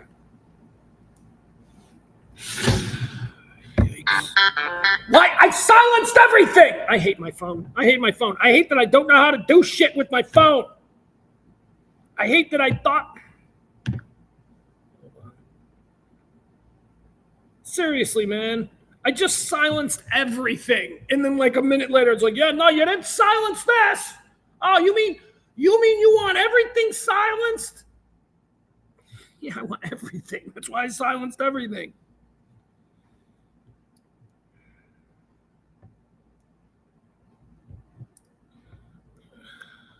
Let me see what's going on here. We're going to silence everything. You know, here's the problem, though. I've just silenced everything on my phone. You know what the problem with that is? I'm going to forget. I'm going to totally forget that I silenced everything. And in like 18 hours, I'm going to be like, is my phone broken? And then I'm going to start screaming about, I hate my phone. And then I'm going to realize, oh, that's right. Everything's on silent. So I'm a borderline idiot. And that borderline is, that's a generous accounting of where I am on the idiot scale. All right, here we go. Let's get started. Let's stop talking about the stupid school shooting and let's try and get into some real things, okay? I mean, I know that's unfortunate. That's all too real. My point is, I think you know what my point is. All right, we do have some other breaking news here. This was happening earlier today. A U.S. service member has been detained in Venezuela. Now, why is this interesting? It's interesting because yesterday we watched video of 2 U.S. service members getting the crap kicked out of them on the streets of Turkey. We don't have any updates on that. Those a number of military Marines who were in plain clothes attended a bar in Turkey while they were on shore leave, and they were accosted by a group of youth extremists who hate America, and that was a very scary thing. We watched that video. And now we have today a situation in Venezuela, which is not a very friendly country. Venezuela, we've got an American service member who has been taken. Here, I'm going to read it to you exactly what it is. U.S. service member detained in Venezuela. It is unclear at the time why he was there. He was not on official travel or approved leave. They want to make that clear from the very beginning. Hey, if anyone was thinking he's a CIA spook, he was absolutely not there on anything official. We always see this. You see this scene in the movie where like some dude is being sent to do something that's like borderline legal. And again, generous use of borderline, but whatever. The dude always goes, there's one thing you should know. Should you get caught, we will disavow all now. We always see that, right? And now look at this. I think this is what we're seeing. This dude, this military dude who was down there in Venezuela by himself, he's a spook. They caught him. And certainly that's what they're kind of telegraphing to the world. Why? Because he's not being held in a jail by local police. He has been taken by Venezuelan intelligence. Okay? So this is what this story's about. U.S. service member detained in Venezuela. It's unclear why he was there. He was there for the CIA, man. It's Venezuela. He was not on official travel or approval leave. He's being held by the Venezuelan intelligence agency developing ... Okay, there you go. All right, so they got one of our spooks. He's down there. He's doing some stuff. There's a lot to do down there. Look. Got no problem with this. First of all, I love the CIA. What? What do you mean? I do. I'm glad they're on our side. I'm glad that they are theoretically on our side. I'm glad they're working for us, because let me tell you, there are a whole bunch of different countries with their own versions of the CIA that are working against us. So I'm glad ours is out there with doing shit. You trust them? Yeah, I do. I still trust the institutions. I still trust the shit that I need to trust. And, you can just go be weird about everything else. Go ahead. So whatever, let's get them back or not. I don't know. This is why I don't do that job. This is why whenever I'm watching any of these movies with some, like CIA agent who gets disavowed by the agency, I'm always like, well, that would never happen to me. I can enjoy this guilt-free because I would never join. How much walking? Wait, it sounds like this is going to entail a lot of jungle treks. I don't think I'd be good in jungle treks. I don't think I want to be in any jungle. Shooting people? How heavy is that gun? I would ask. That's why I'm not. All right, let's see. What else do we have? Any stupid stories we can get into? Any stupid-ass stories? I'll remind you that Cliff is our executive producer. Thank you, Cliff. There's a lot of serious stories here, and I'm trying to have fun here. I just can't. Give me train murders, Chicago train murders. Is this what we're going to do now? All right, let's talk about the Chicago train murders. 4 people were killed on an L train, the Blue Line, I think, out there in Forest Park, which is a suburb west of downtown Chicago. This happened Labor Day, right? They found him Labor Day morning. And I saw the story, and the whole city's going a little bit nuts about it. And I'm like, oh, God. All right, so here's the situation. Now, here's why I kind of at first was like, ugh, I don't need this. I just thought it was gang violence. I just thought it was old typical Chicago. I went all Fox News on my hometown for a brief second. That's not what it is. It's something far more sinister and just far more upsetting and gross. So apparently what happened here is that some dude, and they got him because he's a dumbass, and he got caught on another train. He got caught on the Pink Line train like a half hour after doing this. He walked through this Blue Line train, basically just executed homeless people who were sleeping. He killed 4 people. Now the media, because they're a bunch of goddamn pussies, the media is like, we are not comfortable referring to them as homeless people. Bitch, they sleeping on a train at 5:30 in the morning. One of them is 63. You think she's just coming back from the bars downtown? Fuck, stop it. These are homeless people. 4 homeless people got their heads blown off while they slept on an L train by some fucking psychopath. Not gang violence, that shit happens in Englewood. That stuff happens, in the other neighborhoods. But this was kind of scary because this is, I'm not going to say this is something that is typically safe, but it is typically something where you don't expect to die. You know, maybe you get robbed. If you commute every day for 20 years, maybe one of them days you're going to get robbed. But so it was a bit shocking. Let me see what the latest is on this. It's not even like there's now this afterglow story where it's like, there's someone on the loose who's executing homeless people. No, this fucker got caught right away. This fucker just did it coldly, callously, just ended the lives of 4 people that he deemed to be human vermin, I guess. 4 people killed on Chicago area L train likely didn't even see their shooter, says the police. No, because they were sleeping. A man suspected of killing 4 people aboard a Chicago area transit train shot them at close range while they slept, officials said Tuesday. The shooting took place before 5:30 a.m. Monday aboard the Chicago area's L system on a Blue Line train that was moving near where the line ends in Forest Park, a suburb about 10 miles west of downtown. Let's see. Rahani S. Davis. That's the dude. Rahani S. Davis, 30, was later arrested on another Chicago Transit Authority line. Forest Park Mayor Rory Hoskins said the victims likely didn't even see their shooter. They were shot execution style as they slept. So here are the people who died. Margaret Miller, 64. 64-year-old woman, Margaret Miller. That's a homeless lady. Okay, she's sleeping on a train at 5:30 in the morning on Labor Day. She's not coming back from the Gold Coast after moving her daughter into her new dorm room at Northwestern. That's not what's happening here. It's a homeless person. Margaret Miller, 64. 3 men were also killed. Simeon Beheshi, who's 28, and Adrian Collins, 60. Another 60-year-old dude. They were fatally shot. So this is the worst.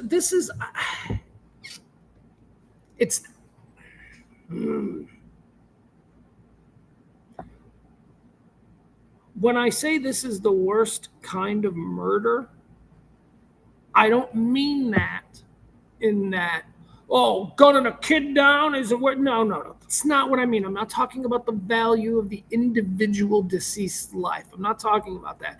I'm talking about it's the worst kind of murder because it seems to be murder for no other reason than just to put a human being down.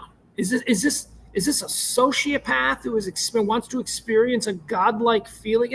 It's frightening. What's not frightening is that this fucking idiot got himself arrested like an hour later. So that's good. That's good. We don't have to worry about him out there killing homeless people. But what kind of a fucking monster just goes, I'm bored. I'm gonna go kill some humans. You know what? I bet I could get away with killing. Is that the thought that the metric is that you could get away with killing a homeless person easier? Anyway, there you go. That's a really dark and really spooky story, and this is one of the reasons why this day kind of sucks. Remember I told you at the start, I said this day kind of sucks, and not just because it's raining. Actually, the rain, I love. I love these rainy, gray days as we do this show here from North Texas. What else do we have? What else can we talk about? Brian May of Queen. Brian May, guitar player for Queen. Brian May have had a stroke. He did not may have had a stroke.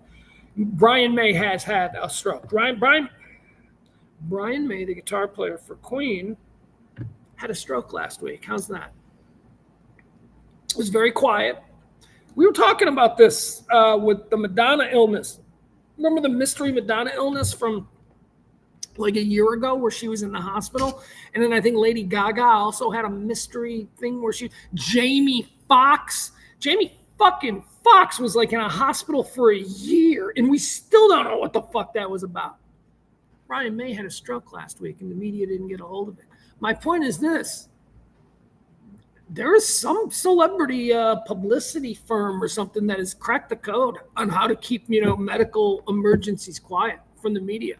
Brian May of Queen had a minor stroke last week. He can still play. He is Brian May, the lead guitarist of British rock band Queen, has revealed that he had a stroke last week, which caused him to temporarily lose control over his arms. May, 77, said in a video on his website that he was currently doing okay, but that he was grounded and advised not to drive, fly, or do any activities which would raise his heart rate too high. So I guess the stadium shows are probably not in Brian May's future. It says, I'm here to bring you the first of all good news that I think is good news, and that is that I should be able to play guitar after the events of the last few days, he said. And I say this because it was in some doubt, because that little health hiccup that I mentioned happened about a week ago, and what they called it was a stroke. There you go. All right, Brian May. Guitarist, Queen, gonna be okay, although 77, you know. You're thinking you're seeing Brian May in 1979. You're not. You're seeing an older dude. Brian May, is that old? That's how old is Mick Jagger? Like, I think of like Brian May as like the generation after, like, because 60s and 70s. I don't know. We're not going to go down that road. All right, let's see. What else do we have here? Things that I can rant on today. Here's a good one. James Bond. All right. How about this? So Daniel Craig has this new movie. They're at a film festival. And Daniel Craig's new movie is Daniel Craig being a gay. Yeah, he's being a gay. He took a role as a gay. He's making out with dudes and stuff. It's a gay movie. It's one of them gay movies, which, that's fine. Whatever. He's playing a gay, and he's not gay. This was just such a fun topic for me because there was a time, like I remember, let me tell you something. I remember in 1982, can't remember the name of the movie, but Christopher Reeve, this is before he took up an interest in horse jumping. Christopher Reeve starred in a movie with Michael Caine, where at some point in the movie, at the end of the movie, it was the big twist. At the end of the movie, Christopher Reeve's Superman 1982 started kissing a dude. Like real kissing of a dude in a movie in 1982. My God. I was like 12. I'm like, dudes kissing in the 80s? What? That was a big thing. It was a big thing. They said that it may have killed his career. It's the reason he didn't, I mean, there's also the horse jumping thing that may have affected his career. But I'm saying, like, in that moment, they're like, he'll never work again. And then he started horse jumping. Anyway, my point is this. Today in 2024, Daniel Craig, James Bond, man's man, he's awesome. He's a dude's dude, this Daniel Craig. He's a sophisticated British gentleman and a bare-knuckle slap fighter. He is cool. 2024, he's playing a dude who's like making out with other dudes in a movie. And you know what? Not a big deal. Ladies and gentlemen of the jury, I submit to you, progress. It's progress. I don't know if I'm going to see this movie, but whatever. Okay, so we have established Daniel Craig is now a gay, working on a gay movie. He's not gay. He's married to Rachel Weisz. Or maybe he is. Who knows? What are you telling me, that you can't be attracted to men sexually and in love with Rachel Weisz? I think you can do both. Point is this. He's making this movie. It's one of the gays movie, which is totally cool. Again, I'll see it. It's Daniel Craig. Although, will I see it? Probably not. And here's why. And let me explain. I don't really see gay love stories. I don't see like two dudes, like if it's a movie, like this movie is so good, man. It's so dramatic. It's two dudes, they're in love. Like Timothy Chalamet. Remember that? Chalamet. I'm saying it wrong. Timothy Chalamet. That dude. He like did Call Me Daddy or something like that. Some movie where he's like making out with somebody else. Is it Armie Hammer? Is that it? Did they do the gays together in that movie? Whatever. Like that movie, never going to see it. Never going to see it. I like Chalamet. I'm a Chalamet fan. I'll never see it. I'll never see a gay love story. Does that make me homophobic? God, I hope not, because see, here's the thing. Let me finish. I will also never see a love story that isn't called The Notebook Part 2. That's it. That's where I draw the line. Might I see a gay romantic comedy? Okay, now we're talking about a different genre. Possibly. Yeah, absolutely. But if it's like a dramatic love story, I ain't seeing that with hetero dudes. I ain't seeing that with breeders. So I definitely ain't seeing it with... If Daniel Craig is just in a, two dudes fall in love movie, no thank you. Although, wasn't there a rom-com? Wasn't there a gay rom-com with that Billy Eichner dude? Yeah, I didn't see that. I didn't see that. I'm all kinds of conflicted. I don't know. I'm very complicated. Point is this. A lot of people talking to Daniel Craig Daniel Craig, is that his name? Yeah, of course that's his name. A lot of people talking to Daniel Craig about playing this character and how that affects his legacy as James Bond. And they asked him a question: could there be a gay James Bond? Let me read you this response here. Oh, wait, is this it? During a festival press conference held on Tuesday, September the 3rd, a reporter asked Craig, 56, and his queer director, Luca Guadagnino. I think Queer is the name of the movie that he's in. I think Queer is the new Daniel Craig movie. And so it's him and the director, and he gets asked this question.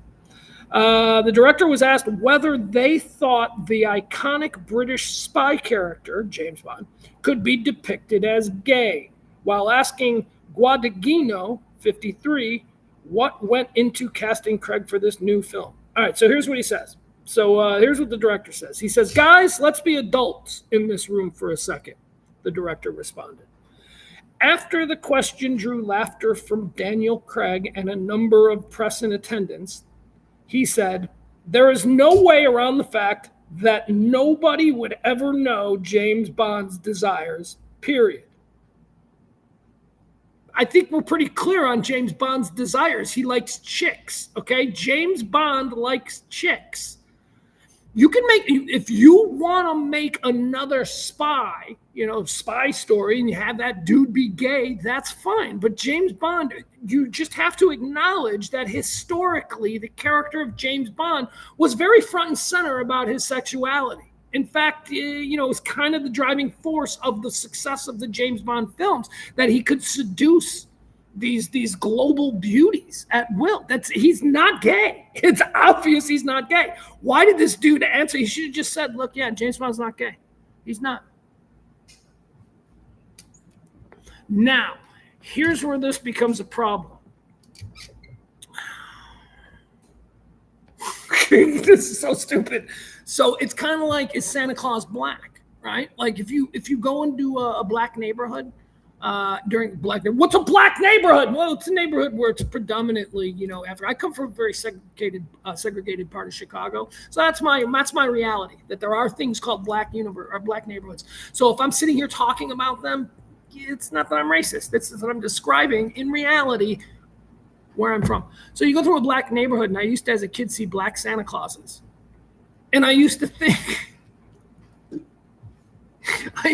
well, what do they think they're doing? Like, that's obviously not. And then as I got older, I went, well, actually, Santa Claus can be anything. You can project anything because Santa Claus is made up. However, Santa Claus never made his racial identity a big part of his brand. So Santa could be black. Santa could be Asian.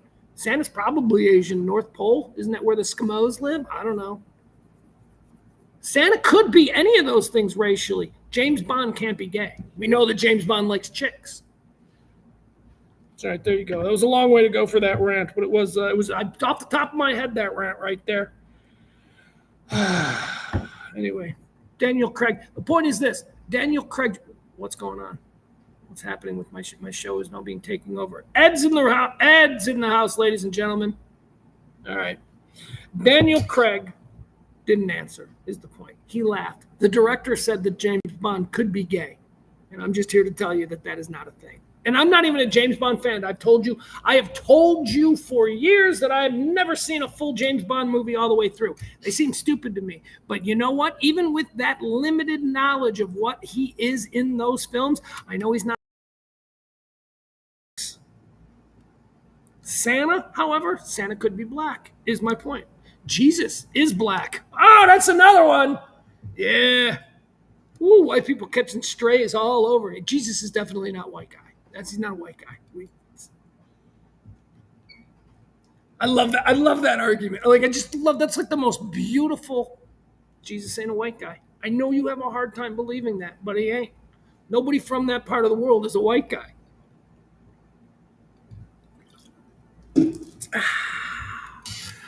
Rob, as Witch Kitty says, you didn't see the Mountain movie. What's the Mountain movie? Barney says there shouldn't be a straight James Bond. I hate those stupid movies. There you go.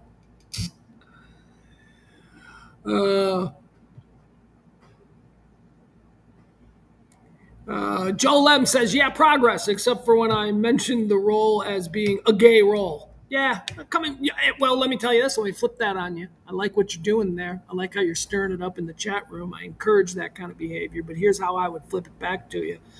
Isn't it progress that I'm comfortable joking about it? It was obviously a joke calling it a gay. And I used to be afraid. There was a period of time you're like, you can't even say that, but now I will. Now I will. I like the word gay. I think it's fun.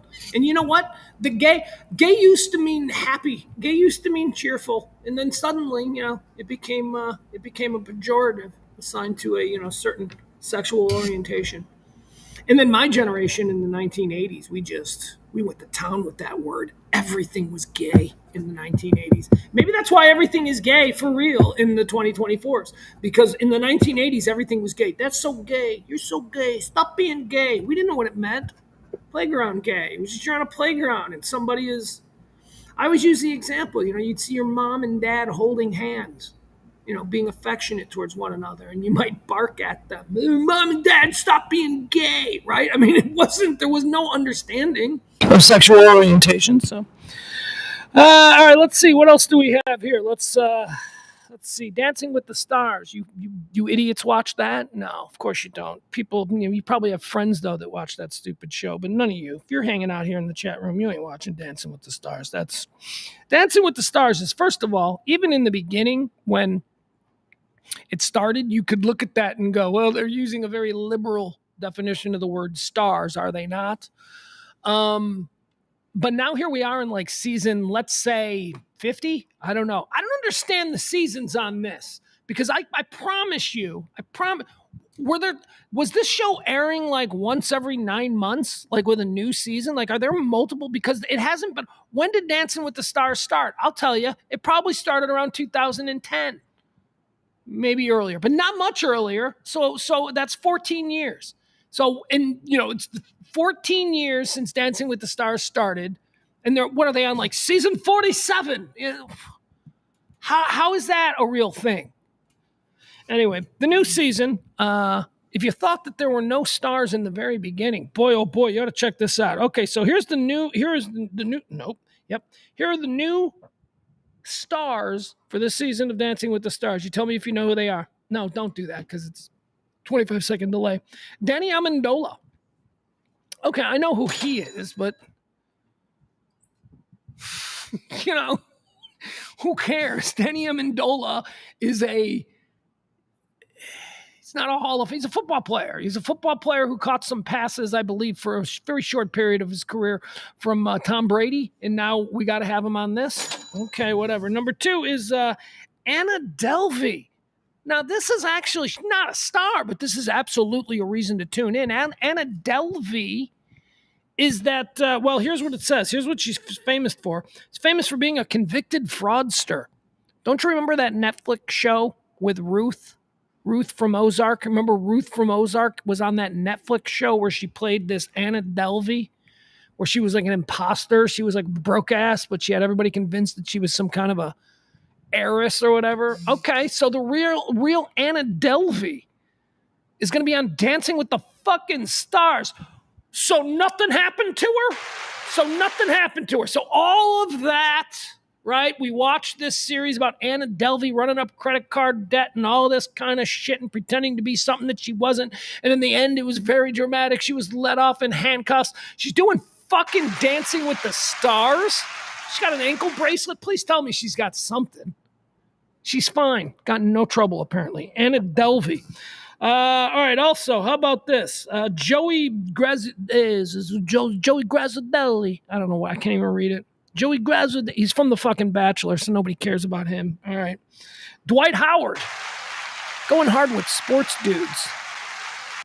Danny Amendola and Dwight Howard. Why are they there? To give the boyfriends of girls who force their boyfriends to watch this, something to look at? Dwight Howard. Chandler Kinney. He's, or she. Oh, God, 2024. I don't know if Chandler Kinney is a he or a she. No idea. Disney Channel actor. There you go. How about Ileana Maher? Bill Maher. It's spelled the same way as Bill Maher. Ileana Maher. Some model and actress. No, she's not. Ileana Mar is an Olympic rugby player. Oh, is she the one that did the head flip? Is she the one, like there was this viral video of some Olympic rugby player, some chick rugby player doing like a flip and it was badass. Okay, whatever. Still not a star. Not a fucking star. A curiosity maybe. Brooks Nader is a model and actress. How about Steven Nedorchik? Another Olympic artistic gymnast. You can't even get one of the good gymnasts. You can't even get like one of the like real gymnasts. You got to get like the qualifier gym. You got artistic gymnasts.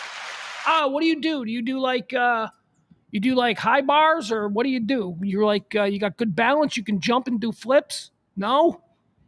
Oh, you do the thing with the streamers where you dance around with streamer. Oh, that's what you do. No, that's not. It's not one of the good gymnasts. All right. Also, we got Phaedra Parks. Phaedra Parks, she's a reality television personality. I know Phaedra. I don't know if I like Phaedra or not. Phaedra's the attorney, I think. I don't know. I don't watch these housewives things, but I've dated girls who do, so I pick up a little here and a little bit there. I think Phaedra's an attorney. I think Phaedra's scary. Whatever, moving on. We're going through the list of new Dancing with the Stars stars. Here's a real star. Here's a couple of real goddamn stars. Here's one. How about Eric Roberts? Yeah, I know. Eric Roberts is at least a real actor. There's like anybody else here that's a legit actor. No. Eric Roberts would have to be the most established star of them. They took my thumbs, Polly. You ever see the Pope of Greenwich Village? What happened to Eric Roberts? He's doing 2024. 2024, he's doing Dancing with the Stars. 1984, he's like starring. He's Oscar nominated. Him and Mickey Rourke, Pope of Greenwich Village. They took my thumbs, Polly. He had enough stroke to bring his like sister up from Georgia and like started introducing her to people. That's how he was popular enough to make his sister famous. Sister is, of course, Julia Roberts. She blew past him and never looked back. You know who you won't see Eric Roberts on Dancing with the Stars? Julia Roberts. You know who else you won't see on Dancing with the Stars, Eric Roberts? Your daughter, Emma Roberts. Emma Roberts ain't doing it either. Anyway, but Eric Roberts is there. Eric Roberts seems all right. Maybe he wasn't a good actor. You ever think about that? No, of course you haven't, because nobody thinks about Eric Roberts. But maybe he wasn't a good actor. Like, I used to think he was a good actor. Like, I thought, like, he was a hot young actor. Like, he's good. He can act. He's going to win awards. And then nothing. Moving on. All right. Who else? Tori Spelling. One of the great Nepo babies of all time, Tori Spelling. She's hanging out. Tori Spelling. She's on Dancing with the Stars. Again, but still, she's not Eric Roberts, right? Eric Roberts is actually a nobody, and he got discovered, and he made it, and he was a big actor for a period of time. He didn't have, his father wasn't, Aaron Spelling. So anyway, Tori Spelling, not a big star. Who's this? Jen Tran. She's from The Bachelor. Jen Tran. I don't know. Again, no idea. Whole bunch of like other ABC reality stars here. This is, again, the list of the new Dancing with the Stars. Very trending. People are talking about it. I don't know why. I can't believe people still watch this. And finally, the last guy.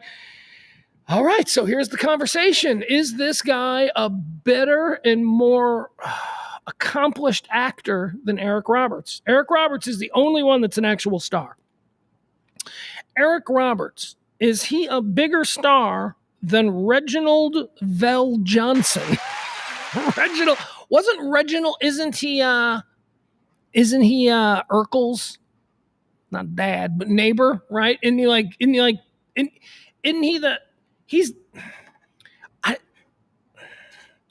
didn't watch that show, okay? It's not that I didn't watch that show because I'm white and it's a black show. It's not the reason I didn't watch that show. I didn't watch that show because I think it started when I was like in my 20s and I was a bartender on Friday and Saturday nights. And I'm pretty sure that was one of them Friday shows that I was never home watching TV. So give me a break.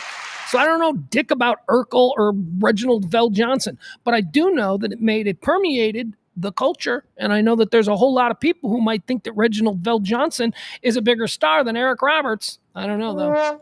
I don't know. What was wrong with the... See, I didn't even know there was anything wrong. Didn't even know. Ed, my buddy Ed, the guy who runs this whole show, he was in there. He was fucking around with the sound because some people had said that there was an echo issue. I didn't even know there was an echo issue, but apparently there was, because if Ed thinks there needed to be somebody looking into it and he did it himself, then that tells me. All right, there you go. Nobody cares about Dancing with the Stars, right? All right, here you go. How about this study? I wanted to talk about this yesterday, but we just ran out of room. And by running out of room, I mean, I just decided to end the show yesterday because I wasn't feeling good. Still not feeling good, but thank you for letting me hang out here today with you. Still got a bit of a throat thing going on. Let's see here. A couple of studies. Okay, so a couple of studies that I've been reading the last couple of days that I'm fascinated by now. I think a lot of you know that I talk all the time, endlessly and ad nauseum, about some of the breakthroughs that I've had during therapy. I've been going to different kinds of therapy for years and years. Haven't been in therapy, quite frankly, in how long I've been down here, 3 years.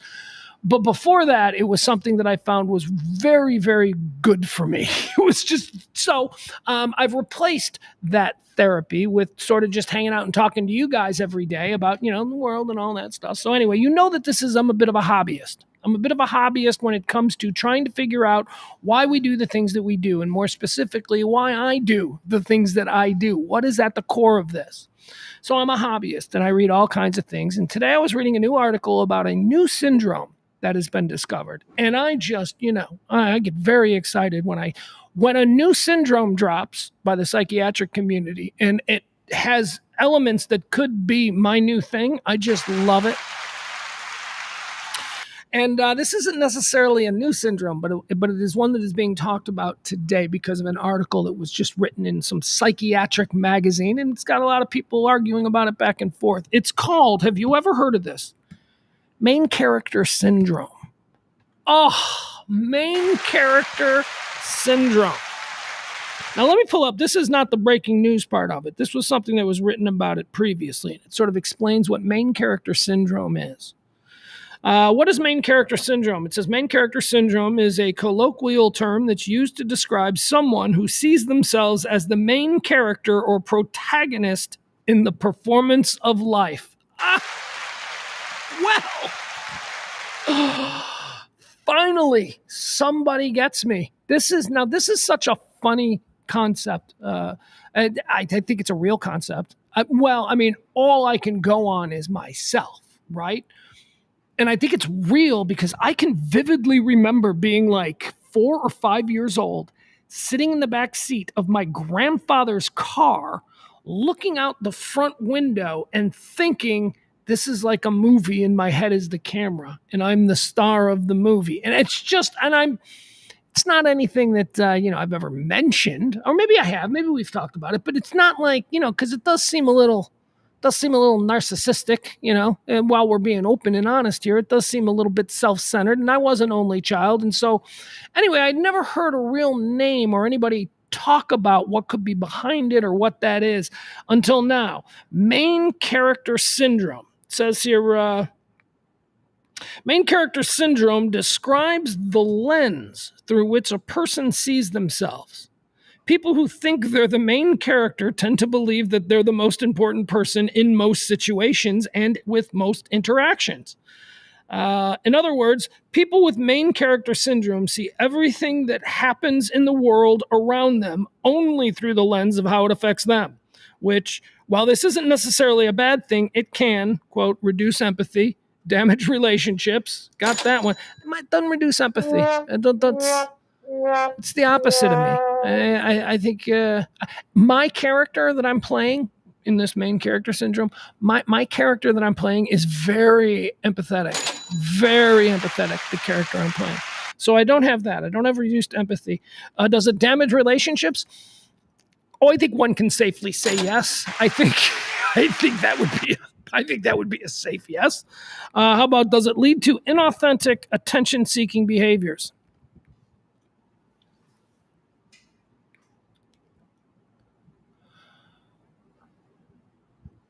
does streaming a show for 3 years while begging for tips in order to continue doing it, just so that you can have this connection with a group of people that you really don't know, but now feel that you actually do know.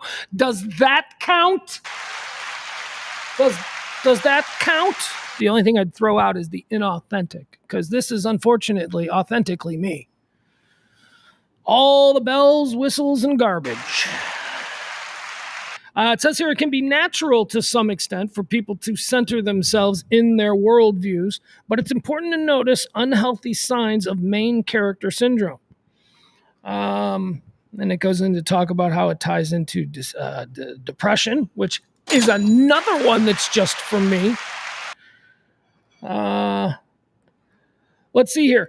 Because main character syndrome is not a specific diagnosis, blah, blah, blah, there are no clearly defined criteria, but here are some of the things that we should be looking for in those that we wish to diagnose with main character syndrome. Ready? Attention-seeking or dramatic behaviors, like being loud in public. Okay. We're just going to go ahead and say that's one that I probably got. Over-dramatizing life events, either to continue... Okay, we're just going to... I do this show. Over-dramatizing life events? Holy fuck. I've been talking for 2 weeks about Oasis. So, yeah, let's say that one's...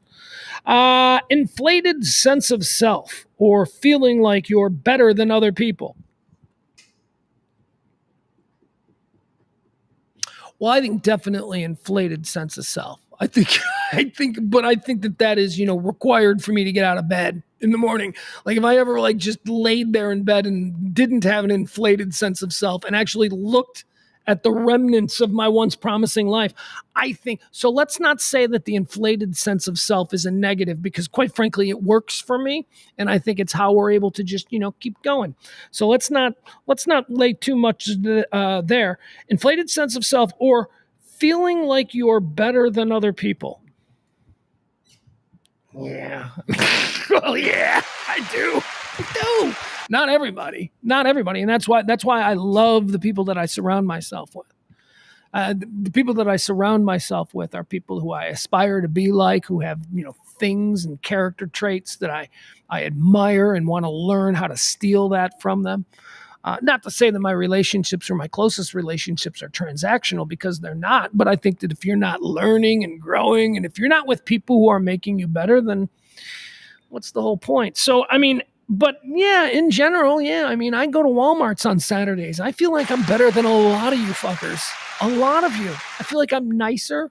None of you. None of you people. You people here, you hang out with me every day. So that shows that you've got some kind of, you're different. You're not like the typical guy that I look at Walmart and go, the fuck, man? I used to need Jerry Springer to see the likes of you. Now I just come to any Walmart on a Saturday afternoon. All right. So inflated sense of self. Yes. Feeling like you're better than other people. Yeah, absolutely. Now here's this one. Lack of empathy for others. I don't have that. Again, that's not one. All right, so that's not one that I have. Let's see here. Viewing everything that happens around you through the lens of how it affects you and your life. Viewing everything that happens around me through the lens of how it affects me in my life. Yeah, we're going to go ahead and we're going to say, yeah. We're going to go ahead and say that is absolutely a very big one. Let's see here. What else do we have? High level of outward confidence, which may or may not hide underlying insecurities. Come on. Of course. What? High level of outward confidence. You will never meet anyone more confident than me. Yeah, I'm just a very confident person. You're going to run into me and we're going to laugh and I don't care. We're going to talk. I'm not going to be like, well, what do you want to talk about? No. Right? So I'm very confident. Does that hide an underlying, let's see here what it says. Underlying insecurities. Well, of course. But honestly, I don't think that's special. I think anybody who's confident, or anybody who picks themselves up and goes out in the world and kills it, not that I'm killing it, but trying to kill it. I think that anybody like that has some insecurity, and they're overcompensating by being and mustering and, fabricating however much confidence they need. I don't think that's a bad thing. then again, every one of these, I'm basically checking every box here, except for the lack of empathy one. Again, we're going through a list of indicators that you may suffer from main character syndrome. All right, here we go. Centering yourself in every situation or conversation.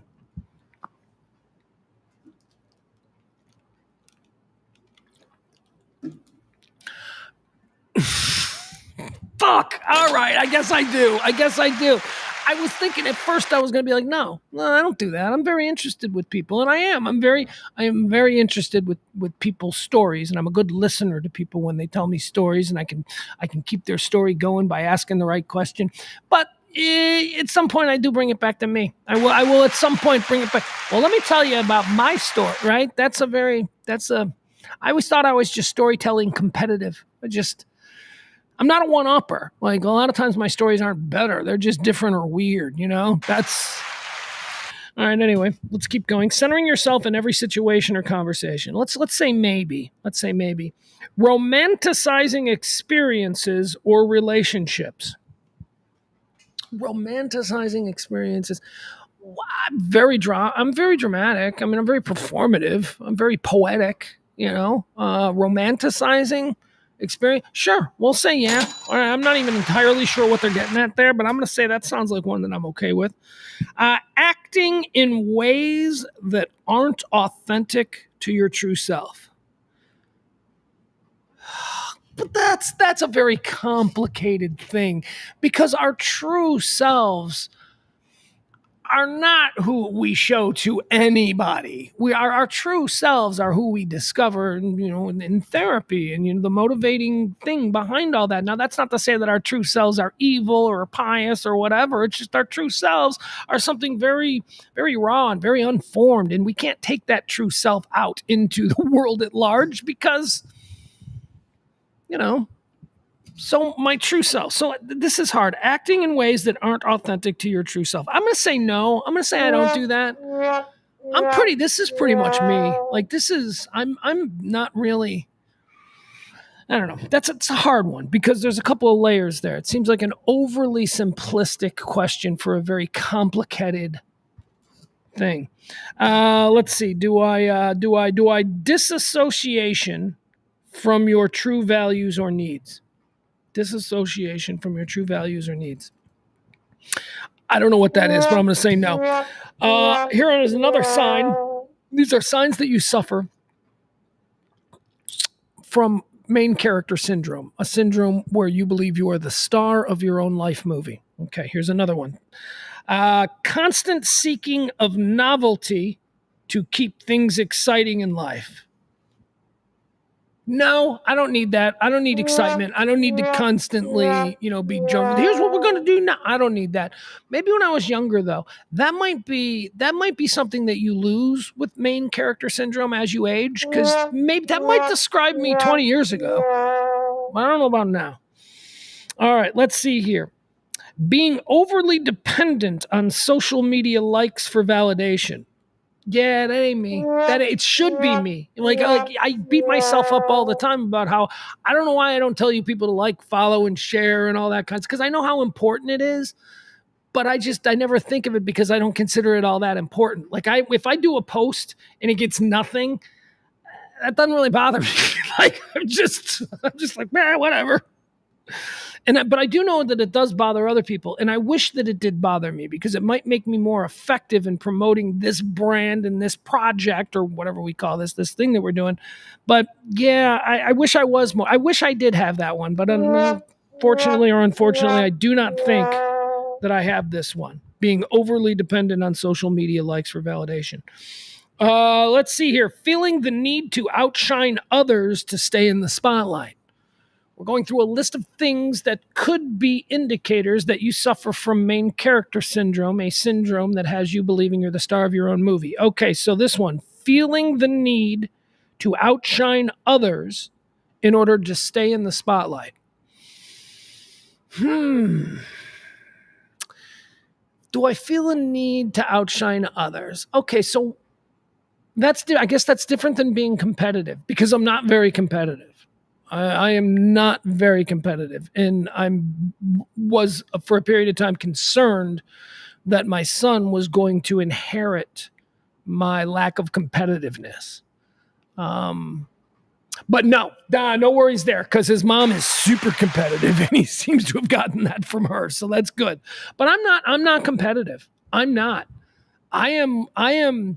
I had a breakthrough in a therapy session on this very subject about 20 years ago, and it was really mind-blowing. The big breakthrough here is why I'm not competitive is because for some reason at a very young age, I realized that if you don't try, then you can't lose. You will always have the deniability of being able to say, yeah, I didn't suck at that. I just didn't even try. If I had tried, maybe it would have turned out different. And although that doesn't hold water in social situations, you're still a fucking loser, it did seem to have some effect on me and on my personal ego. So that's just sort of this thing that I've been working through since being a very small child, where I decided that if I don't try, can't fail. And I can just keep living in this fantasy world where I could be really good at that. But you know what?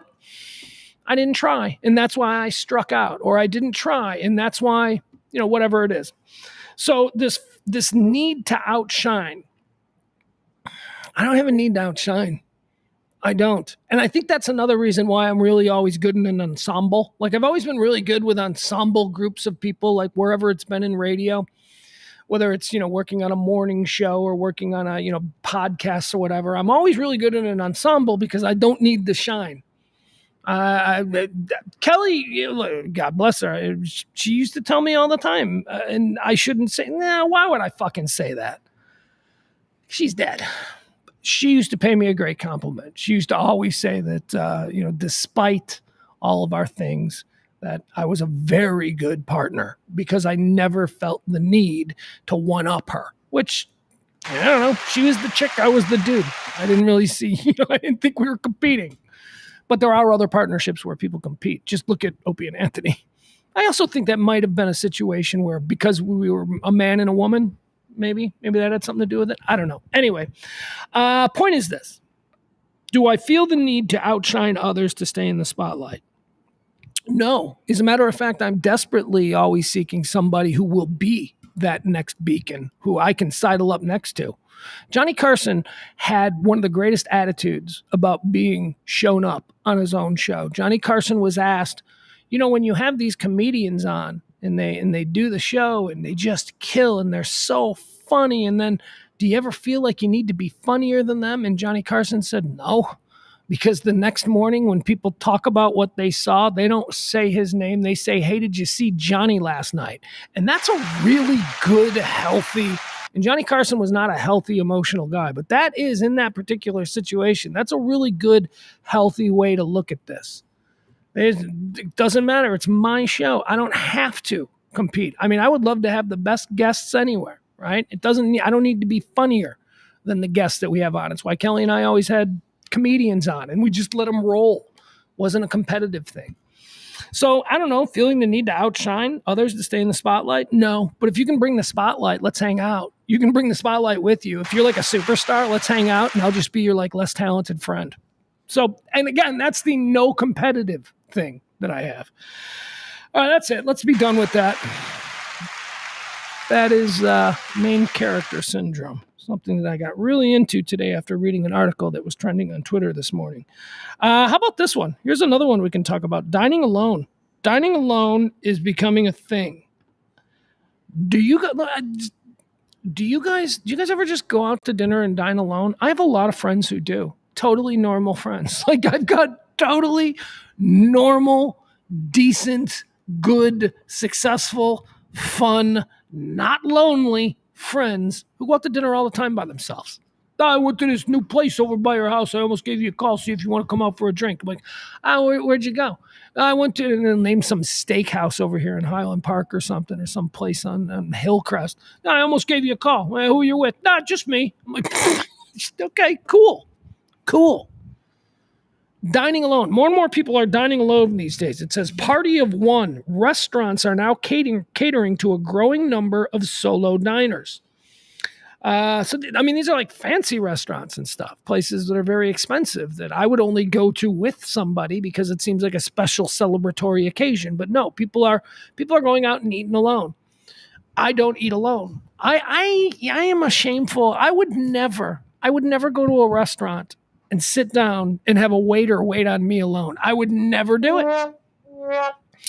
This is not a judgment on people who do. I just told you.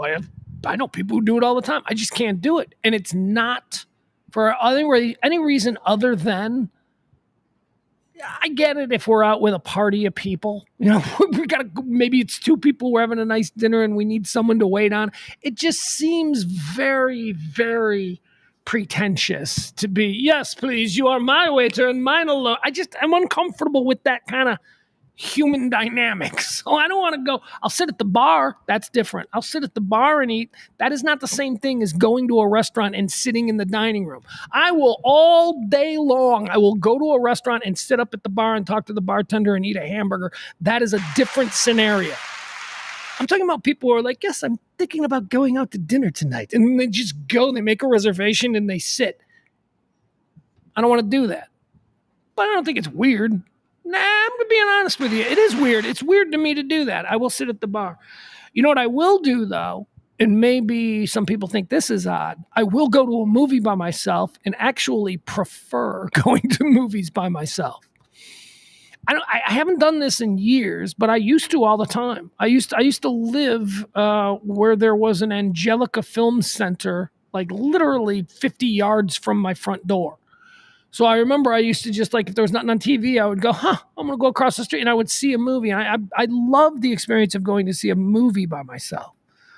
Would I go to a concert by myself? No, I would not. Going to a concert and I have friends who go to concerts by themselves all the time. I have a lot of friends who work in music, who work in music radio, who work professionally as critics and all that. And I understand them going to concerts on their own because they have to write a story about it. But that's not always the case.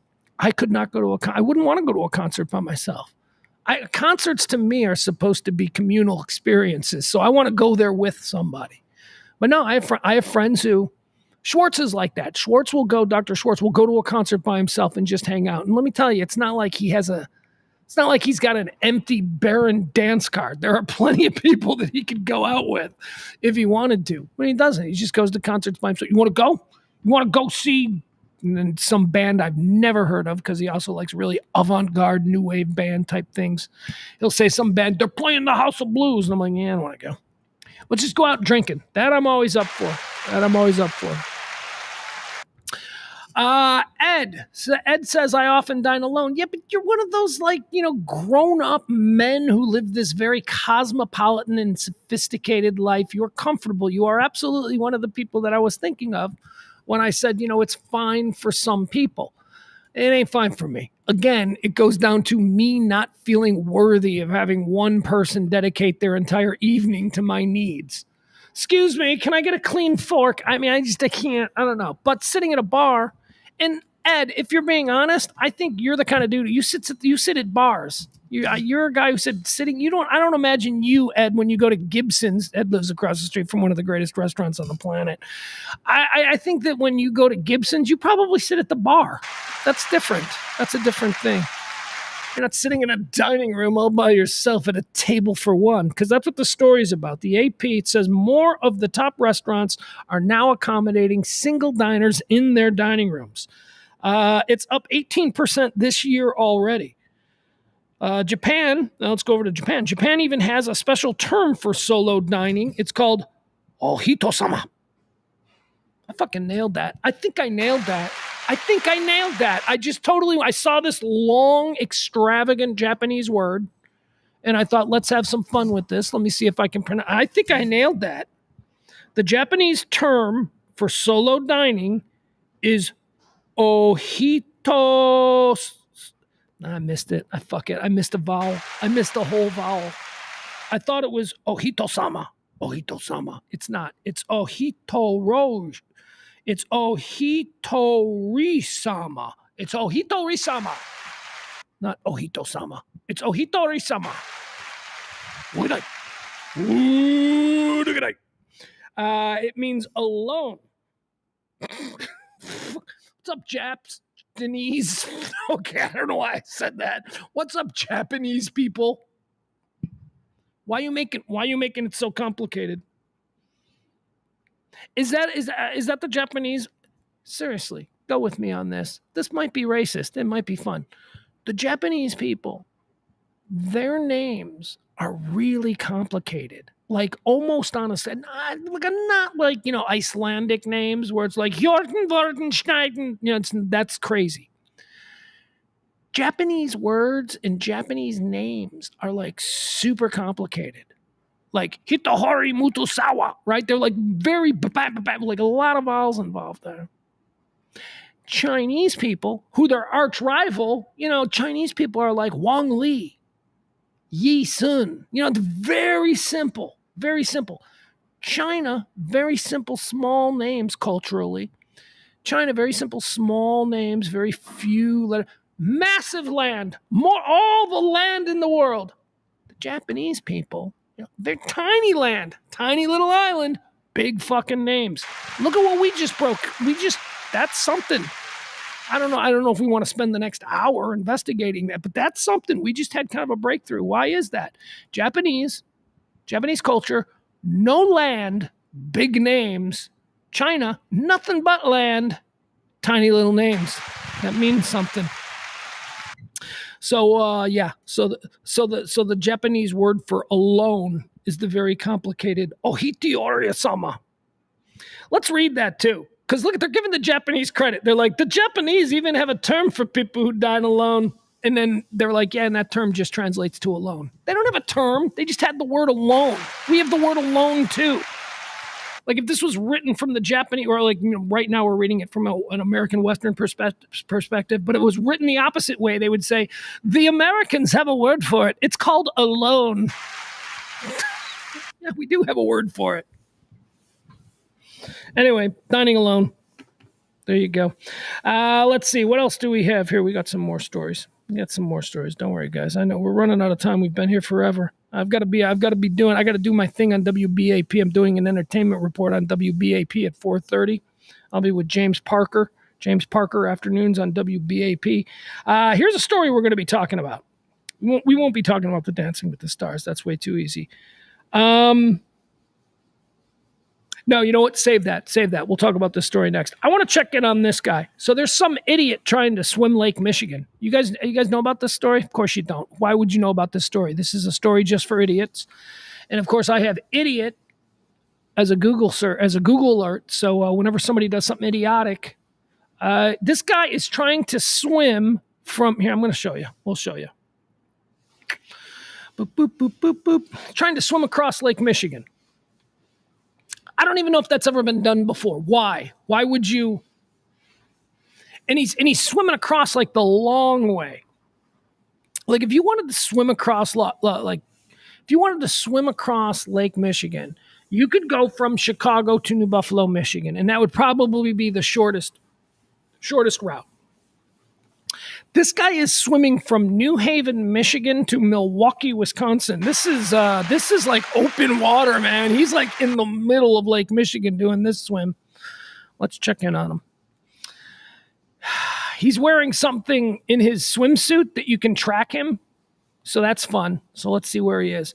I have this story I call An Idiot Tries to Swim Lake Michigan. All right, let's check in on him. Hold on. Wait, before we check in on him, I'll tell you all about this guy. Let's see here. A swimmer known as the Shark is trying to cross Lake Michigan. He's trying to swim across it. An ultra swimmer, that's a thing, apparently. Apparently you're an ultra swimmer. An ultra swimmer is trying again. Uh-oh, what happened? What do you mean again? I need the backstory. An ultra swimmer is trying again to cross Lake Michigan from Michigan to Wisconsin, just a few weeks after trouble with a GPS device forced him to give up after 60 miles. All right, so he got 60 miles in. 60 miles swim, Jesus. And that's like, is that half? I don't even know where he was. And he had problems with the GPS, so they ended up. What? So you're telling me that you need GPS to be able to do this? Get in the water, start swimming, dude. Probably an Indian, it's probably a Native American, did this back in like 1450 or whatever. Jim Dreyer is his name. He set out after 6 p.m. on Monday in Grand Haven. So he left Monday at 6. It's Wednesday. So it's been 2 days. He should be there by now, I would think. I don't know. Jim Dreyer set out after 6 p.m. Monday in Grand Haven. He said the journey to Milwaukee would cover at least 80 miles in the water and last 72 or more hours without sleep. He's 61. Dude, you're going to swim for 72 hours straight without sleep? Okay, so let's check this out. Let's check out where he is. We can track this online. Let's see here. Okay. Hold on. All right, let's see. So this dude on Monday after 6 o'clock, he jumped in the waters off of Grand Haven, Michigan, and he's trying to swim to Milwaukee. All right, that's him right there. He's 61 years old. See him up there in the right corner? All right, so he's trying to, let's get rid of that. Get rid of that. Hold on. All right. So that's him. It says here, click on, let's track his progress across the lake. So it's 3 days, right? They said 3 days. It's gonna take him 72 hours. He left at 6 o'clock on Monday, so it's been 6. He should be there by 6 o'clock. He should be swimming into Milwaukee Harbor. I don't think that's a thing. I don't think there's any such thing as Milwaukee Harbor. I think it's just a beach. And it's, what's the city there? That city's Milwaukee. There's no like Milwaukee Harbor. Anyway, he should be pulling in 3 hours. 3 hours he should be, if all things have gone well. Here he is right here. Look at him. Is it me? I mean, look at it. He's ripped. He's like swimmer ripped. Look at that. He's like swimmers, man. Swimmers use muscles, and the swimmers got great bodies. I'm not saying he's got a great body. I'm saying he's swimmer ripped. Kind of looks like, am I crazy? Kind of looks like Joaquin Phoenix. Yeah, Joaquin kind of. I think so. Little Joaquin Phoenix. All right, let's see. Where's he at? Let's see how he's doing. It says we can check in on him. Remember, he should be pulling in 3 hours to Milwaukee. Track the shark across lake. All right, here we go. Let's see how he's doing. Let's see what we got here. All right, let me try this. All right, let's see. How's he doing? How's that? That does not look good. Okay. It does not look like he will be pulling into Milwaukee in the next 3 hours. Here, let me pull out a little and show you. All right, so there you go. All right, yeah. He doesn't seem like. So here's where he started. Okay, right here. This is Grand Rapids, Grand Haven is where he started. And he's going to go directly across to Milwaukee, which is right here. It's been 3 days. Doesn't look like he's making good time. I don't know. Maybe I should look at an update. Maybe he's done. I don't know. Anyway, there you have it. And an idiot trying to swim Lake Michigan. Doesn't seem like he's going to do very well. All right, how about this? Travis and Taylor, they're making some news today. This is what's going to be my big story when I join James Parker today at 4:30 on WBAP 93.3 FM here in Dallas-Fort Worth for my weekly entertainment report. I'm going to talk about the Taylor and Travis situation, the deal with Taylor Swift and Travis Bickle. Let's call him Travis Bickle. Does that work? Travis Kelce. So, they're like America's favorite sweethearts, although we haven't really heard much about them in the last couple of weeks. Now, many people are saying it's because of training camp and Travis Bickle. Travis Kelce takes that very seriously, and that's why, there hasn't been all these like, they were seen canoodling in a booth in LA. No, none of that. However, a whole bunch of other people are like, yeah, they're done with each other. They're done. Show me 2 hot people. I'll show you 2 hot people who are tired of banging each other, if you know what I mean.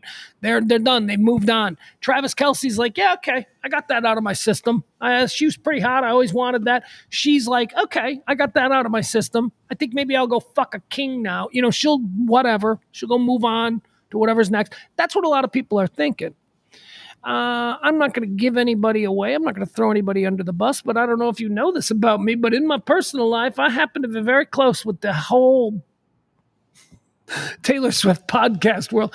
Our friend Lacey. Our friend Lacey is, of course, in charge of Taylor Swift Podcast 13. She's one of the stars. It's a very big Taylor Swift podcast. I've talked to her about this, and I think Lacey believes that that they're legit. Or does she not believe they're legit? I don't know. I should ask her about it. Anyway, a lot of people think they're not legit. Point is this. There was a story that was leaked yesterday that purports to be a document from Travis Kelce's public relations firm. And by that, I don't mean the public relations firm he owns. I mean the public relations firm he pays to make his public relate to him in a positive way. The document was released, and it is supposedly a piece of paper, a legal document that outlines the breakup of Taylor Swift and Travis Kelce. And, people are going a little bit nuts. Yes, it very well may be the same people who went a little bit nuts a couple of days ago when they thought the Hells Angels were roaring in from Northern California to save a bunch of people in Aurora, Colorado. That didn't happen, but probably the same kind of person. Did you see this document? It's got to be real. Now, Travis Kelce's team is saying that this document is not real, that this is obviously something that people just created and shared on the Twitterverse. And now other people, because they want it to be true, they want it to be, look at this, everybody's a puppet in Hollywood. This is all manufactured. None of it's real. There is a document that says that they're going to break up in 3 months and that this is how he's going to do it and this is how she's going to do it. And you know what? That very well may be true. But I don't think it's any indication of some larger, bad situation that's going on with, Hollywood being in control of everything and lizard people and all that stuff. I think that when you get to be as big as Taylor Swift and Travis Kelce, and I think that when you get to have as much attention as they've had, I think that you need to be responsible with how you let the world of crazy people know that you're no longer in love. I mean, I think someone like Travis Kelce, I think it's a very real possibility that if they were about to break up, they might get together and go, okay, let's be grown up about this. Because as soon as we break up, I'm going to get fucked up really hard by your army of 12-year-olds on Twitter. They are going to come for me and it is going to be bad. So how do we draw up some kind of arrangement so that it doesn't happen like that and that we can all go our lives and just be normal people again? That's probably something that Travis Kelce has wondered about. I mean, imagine being Travis Kelce, the next guy that's going to break up with Taylor Swift. I mean, I don't mean to paint her like she's some fucking crazy cat lady who can't handle being dumped. But I mean, she does have a whole bunch of albums where she seems to be getting even with dudes who broke up with her. So, Travis Kelce's got to maneuver this. And so it wouldn't be out of the realm of fair speculation to think that maybe he's game planning this with his team. However, I don't believe the documents that were released are in any way real. And he and his team and the actual company who is being accused of releasing this document or drawing this document up that was then released, that company, they're suing somebody. I don't know. Here's the story. Let's see. We'll show you the actual documents as well. Travis Kelce's team call in lawyers over leaked, quote, contract that claimed to reveal, hold on. These stupid British tabloids. I mean, it's a real story. I mean, this isn't just a British tabloid making it up. It is a real story. The Travis Kelce team is reacting to this, so it is real. Travis Kelce's team calls in lawyers over leaked contract that claim to reveal the exact date his relationship with Taylor Swift would end. Fake PR strategy document was spread online and gave the illusion that their year-long love story was all a sham from the beginning. Now, a lot of people want to believe that. It's all just a scam to get Biden reelected. I mean, it's like you people said some dumb fucking shit. It's undeniable. She's going to come out and she's going to endorse at the Super Bowl. She's going to come and she's going to endorse Biden. You fucking idiots. Just dumb pop star stuff, and you guys are making it way more important than it is. Here we go. Let's keep going. When Travis Kelce and Taylor Swift confirmed they were dating, the singer's fans were convinced that she had found the one. Yeah, man. And I think this is what's got him fucking freaked out. Real talk. It can't just be brushed off that the Taylor Swift influence is going to, be cool with you once you guys are no longer dating. Whew. In fact, it's a love story that could actually be a Hollywood movie. The pop star and the sportsman who fell in love as the world watched. Let's be honest, hasn't that been a movie? I mean, haven't we seen half a dozen Hallmark or Lifetime movies about that very same thing? But tonight's maybe not specifically, but you know what I mean? It's not a groundbreaking idea that like a pop star. I mean, come on, man. Marilyn Monroe and Joe DiMaggio, you fucking idiots. Just learn a little history. I mean, every point is this. Tonight, Mr. Kelsey's representatives were forced to deny that they have plans to split later this month. This after a document written on the headed paper of his U.S. PR company was spread online. The paperwork, which appears to have been created by Los Angeles-based firm Full Scope PR, reveals a strategy to make their split and says the date for an announcement is September 28th. It also outlines a supposed plan to release an official statement at the end of this month, 3 days post-breakup, quote, to allow the initial media frenzy to settle and ensure clarity. Man, could you imagine you're in a relationship with somebody who is so famous, and I'm talking about Travis Kelce, you're in a relationship with somebody who is so famous that you legitimately have to have a crisis management team to handle a breakup. Because that's what this is. We are being asked to believe that Travis Kelce has a team in place to handle the after effects of a breakup with Taylor Swift. And I think that's very believable. That's what you pay these fucking people for. That these people are looking and game planning all scenarios. Travis Kelce gets caught with a hooker. They've got a plan for that. But does it mean that the entire relationship was a sham, or does it even mean that this particular, just because you believe that there probably could be a strategy about that, doesn't mean that these documents are real and that somebody out there in the Twitterverse or on Instagram or whatever looking for clicks didn't go, hey, I bet you there's a document. I bet you he has a PR team that's ready for almost any scenario. What if I started releasing fake documents that purported to be their plan of attack for these kinds of situations? I bet you that would get some clicks. And that's exactly what I think we got going on here. It adds that the announcement will be gracious, respectful, and stress mutual respect, laying out what the statement would say. They write, here's an example. Travis and Taylor have decided to part ways after careful consideration. They both value and respect each other's personal lives and appreciate your respect for privacy during this time. Okay, this document isn't real. This document isn't real. You know how I know it's not real? Because that's fucking boilerplate. That is some boilerplate shit. I don't buy it. That is exactly how you would expect it to sound. And if I was paying a PR firm to handle this situation and they were putting together a real document that outlined their plan of attack on how I survive a breakup with Taylor Swift, I would not expect that I was paying for boilerplate. Okay, that's fucking boilerplate bullshit. Let's see if they got any pictures of the document so we can see what they look like. That's a hot couple. Here, we're not sharing. Here, I'll show you the pictures. They're a hot couple. So I'm so creepy and old. Look, they're a hot couple. What do you want from me? They're a hot couple. All right, there you go. That's what the document supposedly looks like. Full scope public relations. Comprehensive media plan for Travis Kelce's public relations following breakup with Taylor Swift. Star. This is a confidentiality notice. This document is come on. I mean, pretty cool though. Pretty fun.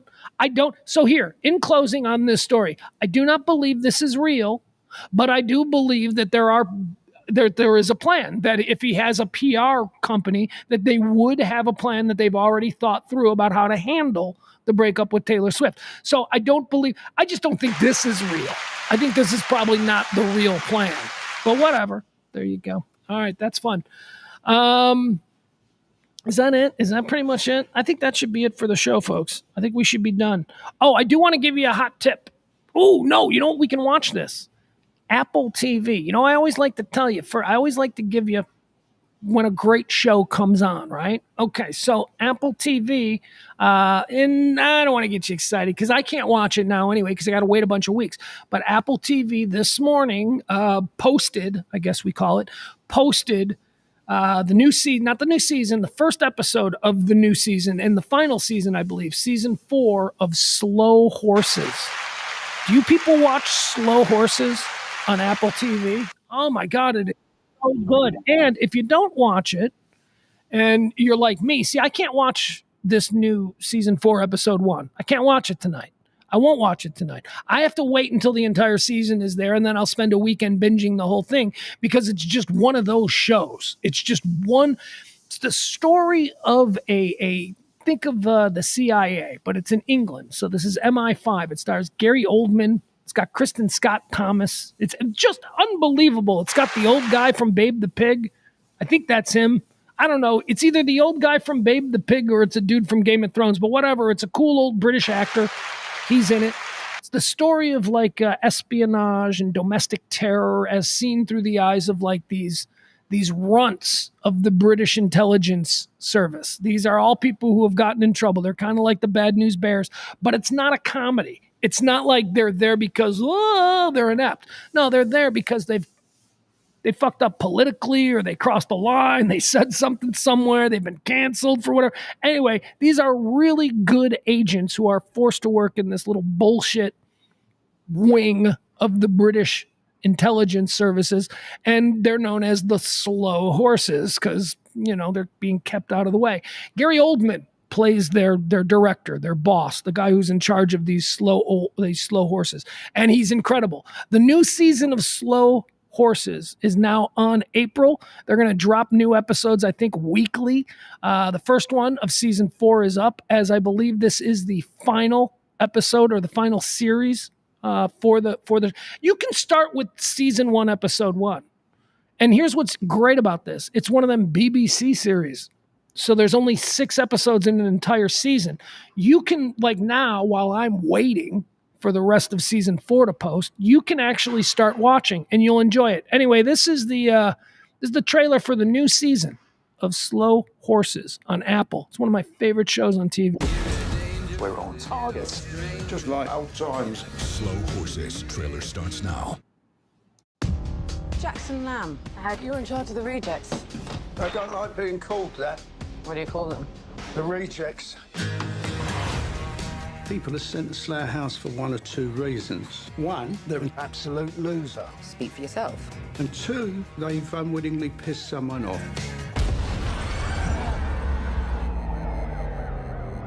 We're confirmed it's a car bomb. A suicide attack on a shopping centre. My God. I don't know why you're bothering me with all of this. Shouldn't you be out there making sure no more bombs go off? I need to send a message. You're about to find out that it's all just starting. He's a monster. He created an assassination squad. Handcuffs won't be necessary. Come on. I'd rather not take any chances with a man who looks like he gropes people on buses. You're being hurtful about my appearance. I might have to call HR. I'm putting out fires every day. You just want to keep your job, is all? Yes, because I'm bloody good at it. I need to protect my grandfather. He's confused all the time. He thinks he's being watched. You always run off by yourself trying to be a hero.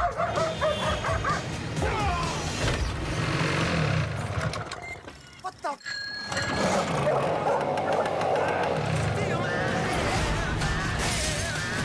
Our threat levels are critical. What are we walking into?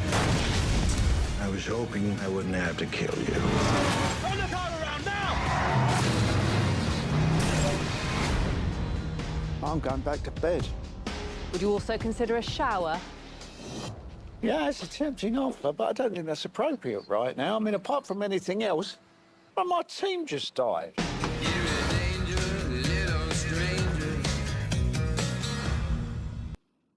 All right, there you go. Slow Horses, the new season. All right, I got to get out the air. We're doing some construction here. I have passed through the 3:30 time. Somebody, can you hear it? What are we listening to there? All right, everybody, thank you so much for joining me today. We'll be back tomorrow. We are still in Pledge Week, so drop a little something if you can. Help the show to continue. We do this each and every day, Monday through Friday, usually about 12 o'clock. Today a little bit later, but you understand. Also, what else do we need to tell you? Thank you to our executive producer today. The big tipper of each show gets to be the executive producer of the next show. Thank you so much to Cliff. Is that it? I think that's all. I think that's all we need to say. Go ahead. Tip if you can. If not, I love you anyway, and we're done. It's getting louder in here. Bye, everybody. Be well.